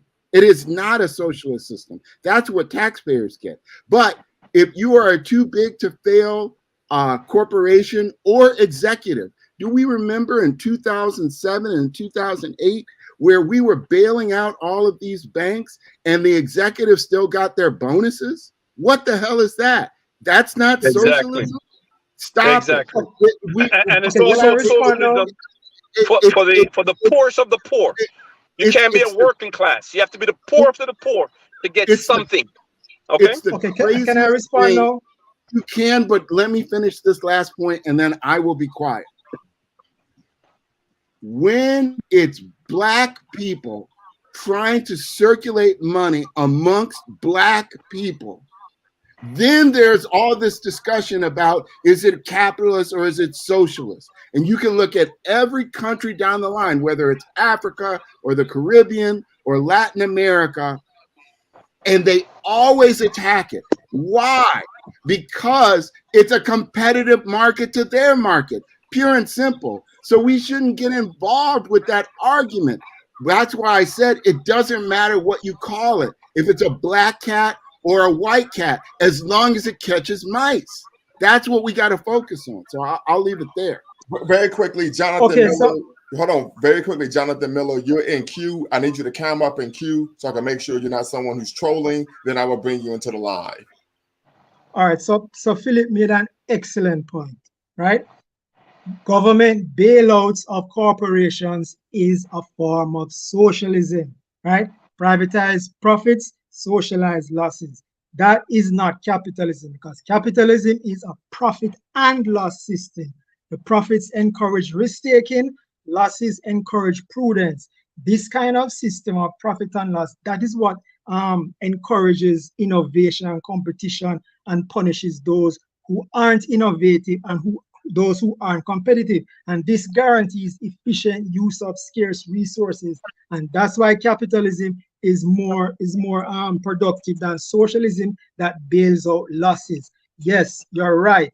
Bailouts are socialistic, and taxpayers are forced to subsidize inefficient companies on Wall Street or wherever. Right. Number two, you mentioned healthcare being pure capitalism. That is not true. The American healthcare system, number one, you have Medicare and Medicaid, which is again a socialized version of healthcare. So you just proved my point. Hold on, please. You proved my point. Please, hold on, please. You're talking nonsense, though, bro. Hold on, and follow the connections. Please. So Medicare and Medicaid, plus you have occupational licenses, immigration restrictions on doctors and nurses, plus you have price controls, you have cronyism, you have certificate of need that artificially restricts hospitals and supplies and doctors by the government, state, local, and federal. American healthcare system, half of it is government owned. The other half is private, but heavily regulated and cronies and restricted. This is why costs are going up and quality for people, especially Black people, goes down, because it is a socialistic system. This is nothing close to capitalism. Again, capitalism is a profit and loss system where competitors are free to enter the market and offer a better system, attracted by the promise of high profits. So if there's high profits in an industry, they're going to attract competitors to try to get that industry, to try to get those competitors. But if the government steps in and create all kinds of barriers and means to deflect competition and keep incumbents, inefficient incumbents in power, just like with Wall Street bailouts, etc., that is not capitalism, and that is what is putting a drag on the American economy, because over the years you have regulations, you have taxes, you have protectionism, you have all kind of legislation that hampers the market economy, and that's why America is struggling now with the 1% growth, especially after the 2008 crash. Is because America is a mixed economy, and the socialist part of the mixed economy is dragging down the economy. Because socialism, man, you need to stop, bro. Stop, man. Stop the nonsense, bro. Enough with that. I have a comment for Brother Lumumba and Dynast when y'all get a chance. What kind of nonsense is that? What part of Jamaica you from, bro? Mocha? could you please offer an intelligent argument in response? Thanks. How is that intelligent? How is that intelligent? Socialism, part of America, is dragging. America prints money. America used their military might and their position in the world to print money that's not real. Okay? They print money. The American dollars don't work. American government. And you're going to see. American government prints it? Is the American government printed? Who printed? Is the American government printed? Who print the money? Yeah, the government. Brothers, exactly. Brothers, That's socialism. That's what I'm saying. That is socialism. The money is not real. The American Yes, dollar is that's not real. socialism. It's backed Yes, up. It's yes. backed up by the Brothers, petrodollar right now. I agree But the with you. shit brothers, is about may to hit I the address? fan in That's about a year. socialism. That's socialized money. Go and read the Communist Manifesto. The eighth plank is Oh the Lord, central have bank mercy, bro. controls the money. Brother You got to That's Ellis, make Karl up your mind, Marx. bro. Make up your mind. Is this a socialist country or not? It's a mixed Brother economy Ellis, with the socialist Okay, part make dragging up your down the mind. You economy. say socialism is no good. I'm telling you, it did not give a chance to It's work if properly. I can interject, That's what I'm if saying. I can interject, the It's United States of America is a capitalist country with socialist safety nets. um It can't again work without socialist that's just dynasty. saying It that's cannot. just All right, that's all right. just saying what So we Let's Okay. move it back to that's Go ahead, like African. African You stuff. want to ask a question? hold up. We're lost in the weeds. Right. Yeah. So we're gonna move on. Complex. Did you want to ask a question to me and Dynas and myself? yes, I do. And then I'm gonna let brother Jonathan Miller tap in because he's been waiting patiently. Thank you very much. For you and Dynast, because the show deals with Pan-Africanism.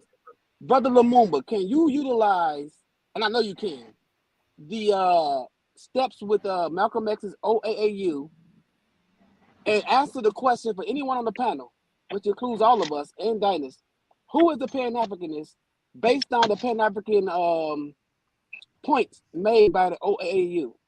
Is that something you can do? Wait. Say that. You said who is a Can Pan-Africanist? can you utilize the steps Malcolm X put in the OAAU that you read off Yes. to answer who on this panel is a Pan-Africanist or is taking part in Pan-Africanism? Can that be used? Can that be done? Because I have a presentation for African Diaspora Academies called the checklist, where we check off the list of the Black Panther Party, the Nation of Islam, UNIA, Prince Hall, Brother Kofi, which I want to use. It can be used as a, I think Philip called it I forgot what Philip called it, a litmus test for if overall Malcolm X laid out what's a Pan-Africanist. Can we not use his OAAU points to see if we're doing part of Pan-Africanism or if on the panel is a Pan-Africanist? Yeah, well, absolutely. Like I stated, when I played a role in creating the Pan-African Dayton-based organization, the Coalition of African Unity, we used Malcolm's charter as the basis for the work that we did. So I would argue yes, right? And the charter didn't define Pan-Africanism, but it defined what they were seeking to do in their organization in the name of Pan-Africanism. So yes, I think so. I know Brother Jabril personally, and I know that he's someone who's actually a practitioner. And we've had these conversations offline, Brother Jabril and I, and so he's going to tap in momentarily that Pan-Africanism is about action, right? Yes, you need to align with the core tenets, right? You need to be, but you also need to be doing the work as well. Exactly, Right. brother. So I'm asking you to use that Exactly. because I believe that's the question that was being asked, and anyone on the panel should be able to answer what portion, if or not, they're taken care of based on the criteria set by not just Malcolm X, but even others. Whatever you want to use, you have a criteria. What I believe I will say this in terms of the Black Panther Party was inspired by the teachings of Malcolm X, but ideologically, they stated that they were a Black Marxist organization rather than Pan-Africanist. And then the Nation, we know, focuses more so they have a religious nationalist organization rather than a Pan-African organization. So I do want to just make that clear. Now, there are points of engagement where you can work with them, but from an ideological frame of reference, those organizations were not in line with Pan-Africanism from an ideological frame of reference. Agree. I'm just going by their points of their programs because they do align with each other. But for the sake of this panel, if you could just use Malcolm X's, if we can agree that Malcolm X's points.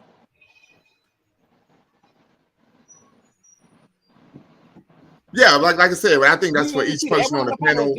They're doing a portion of it, which means I can actually end it, which means as a checklist, everyone possibly is doing a portion, which is not doesn't mean you're not a Pan-Africanist. It just means you're doing a portion Right. There's a holistic approach to see if you're holistically practicing Pan-Africanism, and if you can utilize that, Brother Lumumba, it can square up this whole, Absolutely. thing. In fact, I'm gonna give a brief example, and then I'm gonna pass it to the brothers. So, I work out on a regular basis. My Instagram is Body by Lumumba. Suit on Batman all day, every day. Right. That's what you call working out, that light ass weight.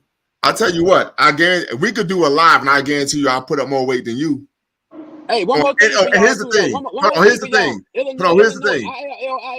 Here's the thing. Here's the thing, Dynast. We could do any exercise you want, and I'll lift more weight than you. That's my word. Well, your shoulders up. Heal your shoulders up. I double your reps on any exercise you want, and I'm saying it right now. So I'm just gonna keep it a buck. Okay. This is what I do. This is what I do. So after your surgery, rest up. Because here's the thing. In my book, real men weigh more than 200 pounds. In my book. If you ain't a heavyweight, you ain't in my league. That don't matter. If you ain't a heavyweight, you ain't in my league. Okay, you're gonna be like the call. I'm sorry for distracting Lumumba complex. Go ahead. Right. Let me get back focused. Right. So you all can see I be talking trash all the time, right? I want to give y'all my Big Ten in the building, though. My Illinois in the building, though. No doubt. You see I talk trash all the time. But yeah, so when I was at the gym, there was a brother from Somalia, and he came to me, and I've mentioned this a couple of times on my platform. And he was like, I want to talk to you because you're a Pan-Africanist. And he was like, I know you're a Pan-Africanist, right? He just knew this. We had a conversation. I was able to, give him some great advice regarding what he was doing. But I state that to say, in terms of what Brother Jabril was saying, it's the work that you're doing. And I would argue you tend to know a person by their work, right? Your reputation precedes you. So just something to consider. But also, and I got your messages, Dynast.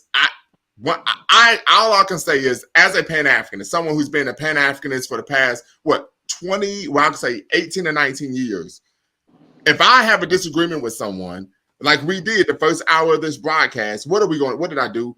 Hey, let's have a conversation, public conversation, respectful. We're gonna have points we agree with, and then we could tease out the issues that we disagree with, and we do it in a respectful manner. I didn't make no damn videos about you, anything like that, right? So I would argue some of this needs to be rooted, and Brother Jabril will speak to this, maturity.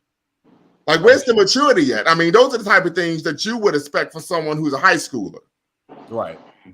Right, and I don't know the individual, but something to say. Once again, you're watching Lumumba Speaks in Search for Who. If you haven't subscribed to Lumumba Speaks here on YouTube, make sure you do so. Also, my channel was demonetized, so I'm doing a number of lives to try to get back to that number. But if you want to be a blessing to the show, you could Cash App us at Lumumba Speaks on Cash App. But once again, Brother Ellis, I think you wanted to provide a retort, and then Brother real quick. Brother Jabril, go right ahead. Also, my bad. But I'm just gonna quickly say, Brother Complex, using your essentially your frame of thought. I like your frame of thought. If you actually used it, you would knock out 99.95% of people who claim they're Pan-Africanists. Because most people, even in this live stream, I'm not pointing anyone out, especially on Twitter. People talk Pan-Africanism, people talk all this shit, but they don't do any work. You're not a Pan-Africanist. And I think that's the crux of the point here. And that's what we need to address, action. Pan-Africanism is an objective, not an ideology. So you get what I'm saying then? I get what you're saying, brother. And we can agree that Brother Lumumba is going to use Malcolm X's points as a checklist. And anyone on here can answer how many of those on a checklist. But if they can answer one, they can actually answer to say that they're doing some of the work of Pan-Africanism. Mm-hmm. And that's the thing I would like. I'm looking for him to, whatever criteria. Yeah, but the problem is, as Dynast was saying, there is no manual, there is no gatekeeper for Pan-Africanism, right? You have lots of views on what progress looks like, what the end goals look like, and what are the means to those end goals. So to look for a so-called holistic approach, or to look for a metric that everybody would apply to everybody should live up to, is really is really misplaced. And it's not just with Pan-Africanism. As I said before, Zionism, you have lots of infighting, you have lots of different interpretations, you have lots of end goals, you have lots of means to those end goals. Same thing with the EU. Just look at all the politics with the EU and the protests going on now, and who is for the EU, who is for less of the EU, who is for more autonomy, who is for environmental regulation, who is not. These kind of disagreements aren't unique to Black people, and I think that to look for so-called holistic or a pure example of Pan-Africanism. But I agree in part, and I disagree in part. I agree with you in part and disagree with you in part. Our ancestors and our traditions have laid a foundation. Pan-Africanism, the definition of African, when it was first used, the first African American or diaspora person I've seen use or utilize anything when Africa first became a word used even on maps, agreed across the world, was Prince Hall, then Edward Whitmore Blyden, then Paul Kofi, then and so on, so forth down the line. There is a criteria. The thing is, we can choose one criteria and go across the board and just ask the question. But it depends on what criteria. Okay, you can pick one to agree with, but EU and Israel, we don't need none of that. We talking about just our ancestors, our people only. Hold on, Jonathan Miller, you've been waiting patiently. I'm gonna let you speak. Go right ahead. Greetings. I just want to say quickly that when y'all have these weird discussions or arguments about capitalism, socialism, it's useless. I mean, unless y'all trying to take over a country or y'all running the country, it's really a useless discussion. So I wish y'all just stop doing that. And then I got a question for you, Lumumba and Dynast. Understanding what y'all Pan-African movement is about, what exactly are the roles that you two individually want to play in it? What's your vision for the Pan-African movement? And what is your objectives within the African movement? Within the African or Pan-African movement? Me personally, I'm just building a bridge between the diaspora and Africa, and encouraging the diaspora to explore the continent and bringing awareness to the continent. My focus is primarily on documenting the authentic and traditional cultures of the continent. That's all. To sum it up. You're doing a great job, Dynast. Doing a great job too. I appreciate it. Thank you. So to sum it up, it's just building that bridge. That's all. Not to overcomplicate it. Well, I was about to say sort of the same thing. To practice simple Pan-Africanism, you don't have to make it sophisticated. I support Dynast. I support other people on the platform. I live in Atlanta. I go out of my way. If I'm on this side of the town, I go out of my way to drive way across the other side of town to go to my Black restaurant or my Black cleaners or my Black liquor store, which I go on the west side. Right? That's all you have to do to practice it. You don't have to be sophisticated. And that brother is correct. You don't have to say, you're going to take over a country or something like that. No, just practice it in your own way, in your own small way. As simple as that. Mm-hmm. So let me answer the question. Let me answer the question. So yes, for me, the work that I do in Pan-Africanism is to assist African people wherever I am in the world to develop themselves holistically. So politically, socially, economically, educationally, financially, right? In every way possible. That's the work that I do.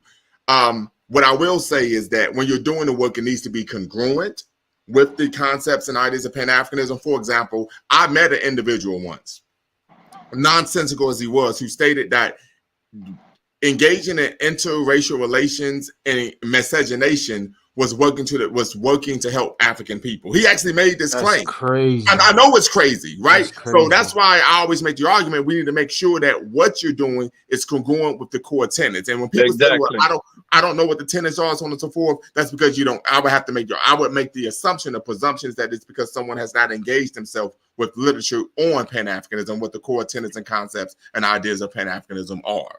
Can I ask you a quick question? Yes, sir. I agree with you. I agree with you 100%. But let me ask something. What do you think about the Guinea president whose wife is white but practice so-called revolutionary kind of Pan-Africanism?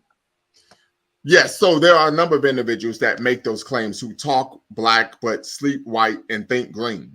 Right. And so that's why, Brother Jabril, we make the argument. I say holistic, that we want to make sure that, you know, you're living your life in a manner that's congruent. So I'm gonna give an example. I'm gonna open up a little bit, share a bit of my personal life.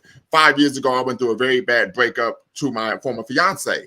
And so I was in a position where I was very vulnerable, as you can imagine, and I didn't want to date anyone. So there was a Arab woman in my doctoral program who was at me, and she was extremely attractive. But I was like, I can't be with you. She said, why? I said, you're not black. And it's incongruent with my values. I agree with you. Right? So, I didn't say, well, she's a person of color. Did you hit, though? Did you hit, though? Oh, did you hit, though? Did you hit, though? I'm gonna answer the question. I don't discuss my sexual impropriety.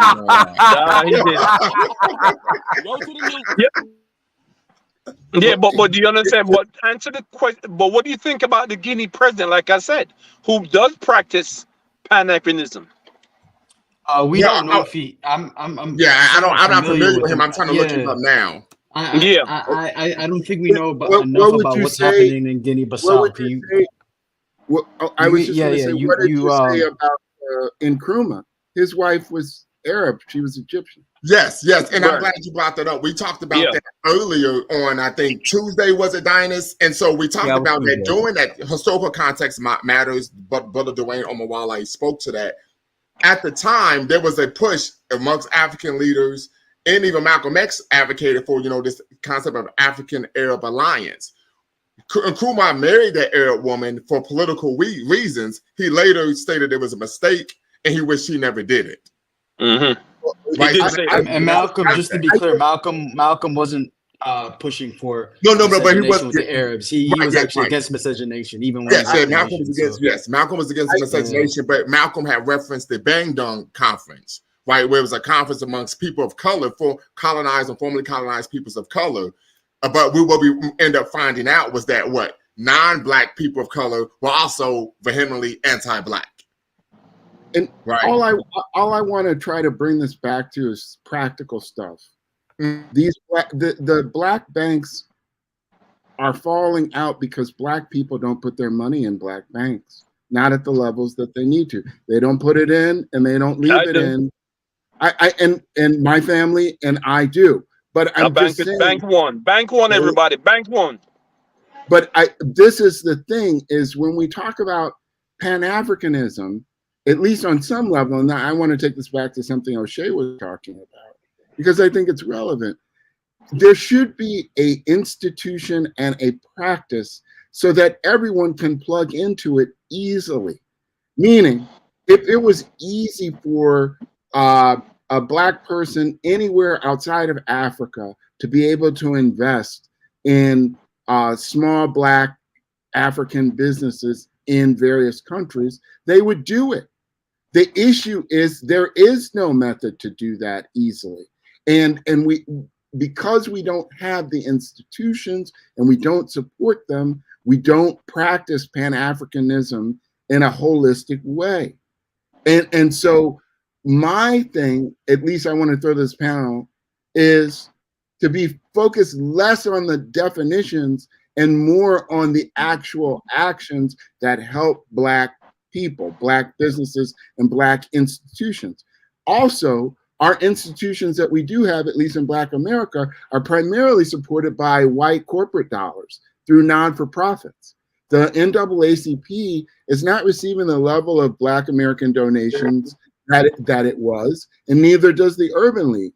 And so that's how you have these weird situations, like the guy that owned the Clippers getting a Black Image Award for for the local LA NAACP. Is right. The NAACP, yeah, the NAACP, but the NAACP started off as an integrations organization. So that was never an organization that was rooted in the Started by the Jews. tradition of audacious self-assertion.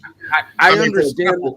I understand that right. nuance, but brother, I'm just saying of institutions that we have that we identify as Black, that the problem is in reality they are not Black. Many of the HBCUs are, the biggest problem that they have is that their alumni do not give money back to increase the endowment. And when you do that, then you limit the amount of students that can go. But HBCUs still about not Black in themselves. They're not named after no Black person whatsoever. Well, I mean, there is an argument, and remember, Dynast, way back when, we're going to try to have that show about it with Abube, whether they're Black or not. But I would argue this, a point well taken, Complex, that the way to improve that is to have some sort of integration between HBCUs and African universities, just as we have exchange programs within the land grant white universities. There is one with Wilberforce University. I used to work at Wilberforce. There you go. Yeah, I'm just saying we could improve what we have and do better to do the practical things. For example, let me say this very quickly, because you brought up the Urban League and you brought up the NAACP. Those are civil rights organizations, members of the Big Six, that were always primarily funded by white people. So that the origins of these organizations were due to the funding, to the largesse, and due to white philanthropic support. Facts. Well, this takes me back to my core argument, though, of the problem is money. That the reason why these institutions are supported by these other groups is because we ourselves, our money is not where it needs to be, and we don't focus on it. I would disagree with that. Those organizations, the ideology of those organizations were geared toward assimilating with whites, because Black people were putting their money with Black nationalist and Pan-Africanist organizations, particularly during that time, the Universal Negro Improvement Association. Can I respond to what Philip said about money? Yeah, Philip is right.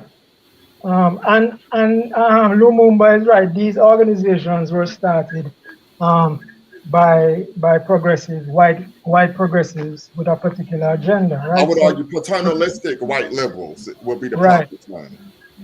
Well, they were progressive because it was the progressive era in the late 19th century, and a lot of them were progressives. And progressives have a certain kind of ideology of centrally planning and economy, etc. But based on what Philip said about the money and lack of capital and the struggling Black banks, again, it goes back to policy. The reason why Black banks are struggling is the reason why small businesses in America are struggling, because of over-regulation.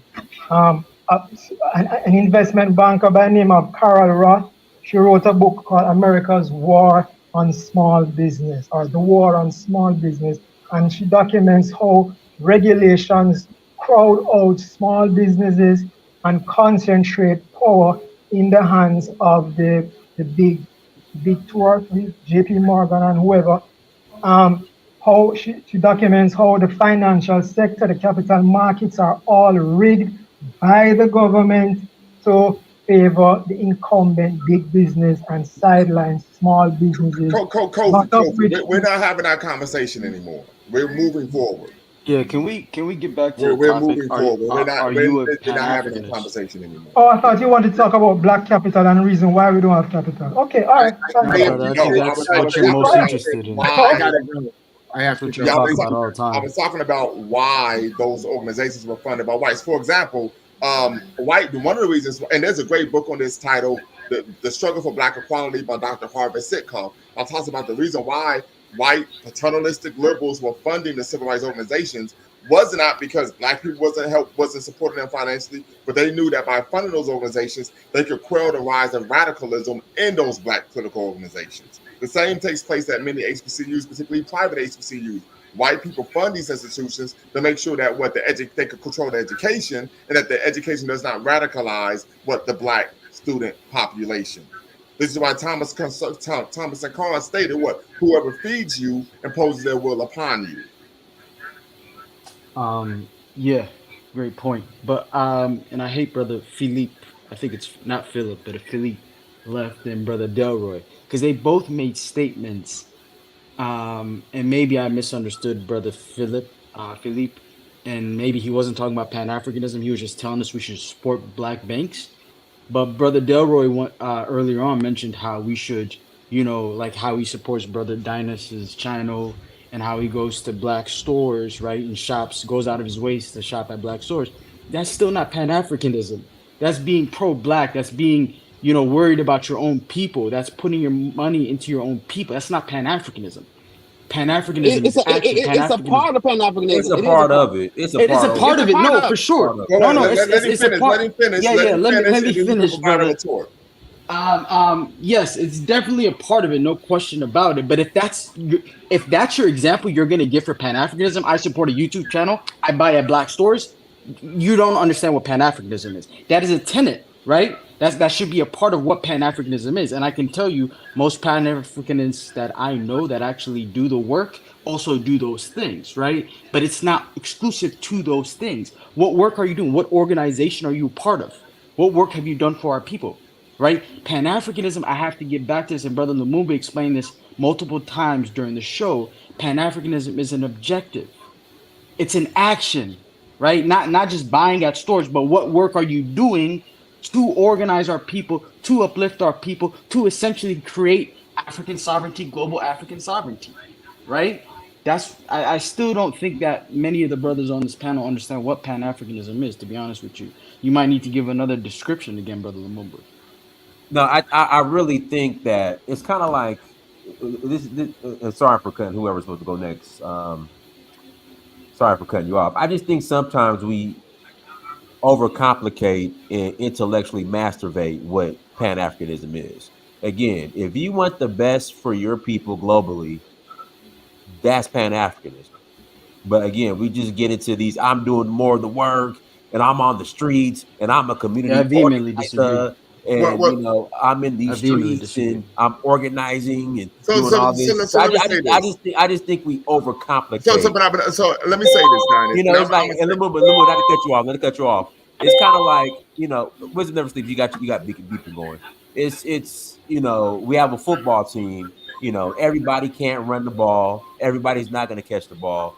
Some people are going to have certain roles. Sounds like you're speaking about your football career at UGA, but go right ahead. Here we go. Here we go. I just think, you have some set yourself up for that one. Who, again, want to gatekeep Pan-Africanism and minimize some people's contributions to Pan-Africanism because they just ain't in the streets. I mean, that's just my opinion. So let me say this, and then we're going to pass it to Complex and Wisdom Never Speaks. Shout out to WNS.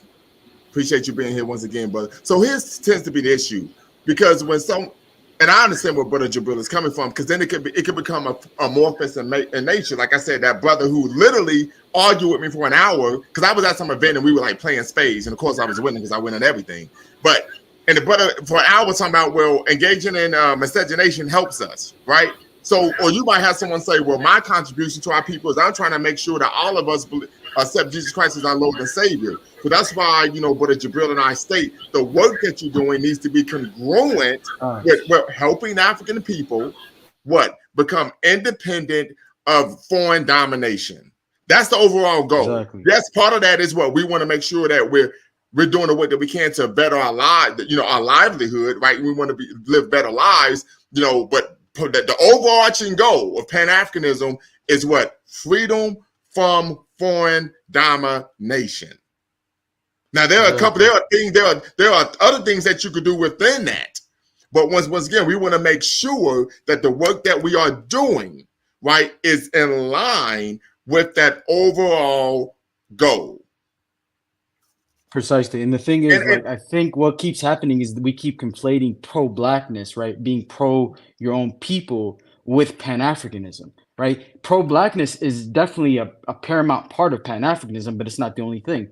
But a lot of people in this, conversation, if you will, not a debate, this conversation, think that pro-blackness equals Pan-Africanism. I would say you're sorely mistaken, and you need to actually study what Pan-Africanism is. Right. And very quickly before I let Complex and Wisdom Never Speaks go. So I looked up the president of Guinea. He is married to a white woman. I don't know what he's doing that's considered revolutionary Pan-Africanism, because from what I've just read, he actually has been accused of human rights violations. And he even stated, and he's quoted stating, that when he took power, he told ministers to not revolt against him during the first meeting, or otherwise he would consider an act of rebellion, right? And there would be severe consequences, right? So just something to consider. And even ECOWAS, we know ECOWAS is in flux right now. There are a number of issues there. ECOWAS were even seeking to create sanctions based on his administration to some of the things he was doing. So I don't know what he's doing that's rooted in revolutionary Pan-Africanism, but I would argue, and Brother Jabril would argue, that if you are married to a non-African, that there is no way on the HE hockey sticks that you could be accepted holistically. I don't know how. I can't allow. I can't see this man being a Pan-Africanist if he's married to a non-African. And on top of that, his snow bunny wife is actually worked for the French National Police or military, one of the two. So she was actually worked for the So it's a lot of red flags with that man. I definitely wouldn't consider him a Pan-Africanist. And with the information that's even coming out of Guinea, and there's not a lot of information coming out. The information that's coming out that I've seen is not pretty, and it definitely doesn't look like Pan-Africanism. You would argue that the information that you're receiving is not positive. Definitely not. Yeah. Okay, very good, very good. Woo-wee. I mean, whoo. All right. Complex Wisdom Never Sleeps. All right, Lumumba, can you name off the list of Malcolm X's I don't know what you want to call categories for OAAU again, one by one, and I'm going to answer to them. I'm going to show you how simple this is. All right, give me 1 second. Let me bring it up for you all who are still watching. We got a lot of people. Make sure you hit the thumbs up button. Thumbs up, thumbs up, thumbs up. Subscribe and share. You're watching Lumumba Speaks on a dual broadcast with search for Uhuru, but a Prince Dynast Amir here on YouTube. So yes, basic aims and objectives: self-determination, national unity. The basic unity program, first restoration. Okay, let's stop right there. What myself is doing with that, and I'm gonna add what I witnessed of Dynast as well. So not because he's my frat brother, because I witnessed it. That's it. So self-determination, right? Kuji Chagulia, correct? Lumumba? Yes, that is what self-determination is. Kuji Chagulia, yes. All right. For myself and the organizations I'm a part of and have been a part of, even Justice or Else, with communities dealing with Nation Islam in Chicago. I'm in Chicago, but I'm also international. I have testified in front of the United Nations when Chicago was one of the areas they went to for testimonies was Chicago. When they came, I as one of many testified. And that's with the UNIA, OAAU, Chicago branch UNIA, Chicago branch of Moore Science Temple, so on and so forth. We testified for self-determination and we testified to state why we were being blocked in self-determination. Self-determination. Dynast Amir, self-determined, decides to go to Africa and link Africa with America and whatever other place he can touch. So real quick, brother, if I could. So restoration here per the OAAU, Malcolm states is we must, one, communicate to one another the truth about American slavery and the terrible effects of it. He says we must learn all that we can about ourselves. We will have to know the whole story of how we were kidnapped, brutalized, so on and so forth. So the restoration was about, I would argue, addressing the miseducation regarding okay, then you gonna go any further. Okay, we're gonna do that. Dynast Amir and myself practices Ifa. Okay, Isheshe Ifa, which is restoration of our traditions before we were brought here. Is that acceptable, my brother? So I think you're looking at a religious aspect, according to Malcolm. I'm not because it's traditional. I understand, but according to Malcolm, the restoration was based on us learning the facts about the brutal Holocaust of enslavement. I'm looking at it right now. This is what he's stating in the restoration. Add to that then. In Isheshe and Ifa, they give their point of the history which they were a part of as primary resources. Now we're gonna go, with the, science in college. Primary resource, Ifa, Isheshe, were primary resources and witnesses to what happened in our, I don't like to use the word, but our so-called Holocaust. And it was a Holocaust, yes. Yes, and it replaces for us. Yes. Yeah, it replaces for us what happened. And right now, we are, I don't know if I should say this, Dynasty, involved with making sure that African Americans actually switch places and be able to be traded for each country in economics, spirit, whatever else, and both continents. That's one. Can you go to the next one? Reorientation. In order to keep the African American enslaved, it was necessary to limit our thinking to the shores of Africa to prevent us from identifying. This part is so the organization African American Unity would develop in the African American people a keen awareness of a relationship with the world at large and clarify our roles, rights, and responsibilities of human beings. We can learn as much about Africa by reading informative books and by listening to the experience of those who have traveled there. But many of us can travel to the land of our choice and experience for ourselves. Oh, you already hit that for Dynast. Ain't he doing? Yes, reorientation. Okay. Education. So, okay. Is the next step. African enslavement. The slave masters developed a racist education system which justified to its posterity the evil deeds that have been committed against the African people and their descendants. Too often, the slave himself participates so completely in the system that he justifies having been enslaved and oppressed. Right, the organization African American Unity would devise original educational methods and procedures which will liberate the minds of our children from the vicious lies and distortions that are fed to us from the cradle that keep us mentally enslaved. Okay, personally, I deal with I have a university worldwide. When I went with Dynast to go to Sierra Leone and get my family citizenship, Dynast had us visit schools there. Dynast is building a computer lab there and other things. Myself, I'm opening up schools there. I have made the proper people. I have met with the proper people to do so, and I have registered a international business there, as well as Dynast has. Okay. And it's not strictly Western based at all, and it's not English based. Because we are traditionalists, and we go over to the continent. We meet with chiefs, we meet with traditionalists, and we both have gotten initiated in each country. I have not gotten initiated in Sierra Leone yet, but Nigeria and other places, yes. Let me, if I can interject, I'm not fully initiated in Ifa or Voodoo, but I'm part of secret society in Sierra Leone where I'm initiated. Okay. And the next is economic security. After the Emancipation Proclamation, when the system of slavery changed from chattel slavery to wage slavery, it was realized that the Afro-American constituted the largest homogenous ethnic group with a common origin and common group experiences in the United States, and if allowed to exercise economic or political freedom, would be in a short period of time own this country. Therefore, racists in this government developed techniques that would keep the Afro-American people economically dependent upon the slave masters, economically slaves, 20th century slaves. The organization African American Unity would take measures to free our people from economic slavery. One way of accomplishing this will be to maintain a technician pool that is a bank of technicians, in the same manner that blood banks have been established to furnish blood to those who need it at the time it is needed. We must establish a technician bank. We must do this so that the newly independent nation of Africa can turn to us, who are their Afro-American brothers, for the technicians they will need now and in the future. Thereby, we will be developing an open market for the many skills we possess, and at the same time, we will be supplying Africa with the skills she can best use. This project would therefore be one of mutual cooperation and mutual benefit. Okay. Dynast and I are both members of Kappa Alpha Psi. that is a strictly African American organization meant for uplift of college students, but as well as the community. That's one. That's on this continent.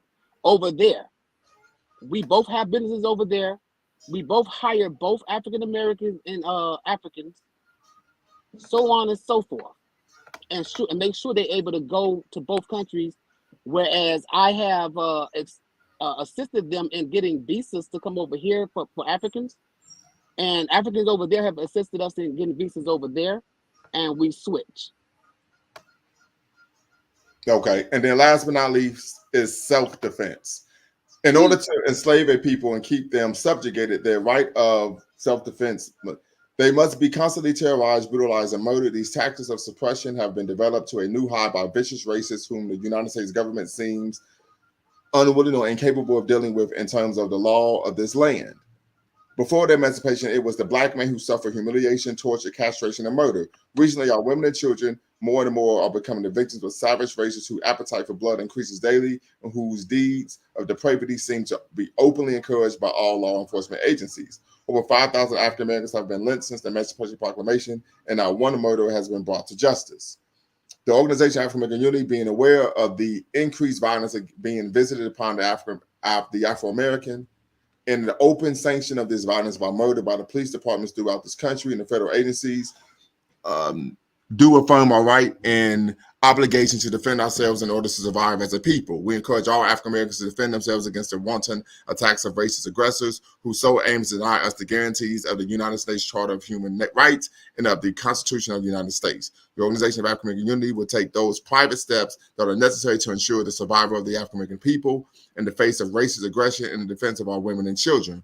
We are within our rights to see to it that the Afro-American people who fulfill their obligations to the United States government, we pay taxes and serve in the armed forces of this country like American citizens do, also exact from this government the obligations that it owes us as a people, or exact these obligations ourselves. Needless to say, among this number, we include protection of certain inalienable rights, such as life, liberty, and pursuit of happiness, in areas where the United States government has shown itself unable or unwilling to bring to justice the racist oppressors, murderers who kill innocent children and adults. The Organization of African American Unity advocates that the African American people ensure ourselves that justice is done, whatever the price and by any means necessary. Okay. So personally, as I've already explained, I'm one of many who has testified for the United Nations, in which the United Nations actually voted our way. I can't say it means as much to America, because I did get a head nod from the Federal Judiciary Court on, well, America didn't really sign the UN Declaration as much people think they did. They gave a head nod, number one. However, we still supposedly won the decision from the UN. Next, owner of private detective agencies and security companies. Next, teach law and civics in the hood, what people call the hood. Next, paralegal for free, like Thurgood Marshall used to be, for the people in the hood, and so on and so forth. And educating them on rights, using my degrees as an educator to educate the hood on rights, civil. Can't hear you, brother. I think we lost him. Yeah, we lost you somehow. Hey, brother, Wisdom never sleeps. If you want to call back in, you can. Well, he said he has a conference call committee with Nation Islam, and I will leave Dynast to get in on his own part of that portion. But I believe Dynast only, and I tapped Dynast with him unbeknownst, because he's younger than I am. And the thing is, instead of talking about what he's not doing, the Pan-Africanism or whatever, but he knew it or not what I was doing, I called him and said, hey, we get people come over back and forth to both countries from each area, because Pan-Africanism is the diaspora. And so I tapped him and he got right into it. I went on, the first time, not the first, second time I went to Africa, third time, and Dynast, I actually been on about 3 or 4 hours. I've been on 2 of your tours, but I actually met with you on 4 tours on the continent. So, and you have shown me and let me meet traditional chiefs, traditional people, see how the people really live, not the tourist part, not the regular commercial tourism part, but you actually made sure that I got to meet like Africans, like true holistic Africans in all facets. And I thank you for that, Dynast. And I think everybody else who's gone on the trip should be thanking you for that. However, you can answer the rest, Dynast, if you may. Yeah, so we're gonna get ready to close on out, so I'm gonna allow everybody to give their final thoughts. Yeah, hey, I appreciate the conversation. Conversations like these are important. I wish Wisdom Never Sleeps would call back in, but he has a conference call. But yeah, man, appreciate it. Everyone, thanks for joining.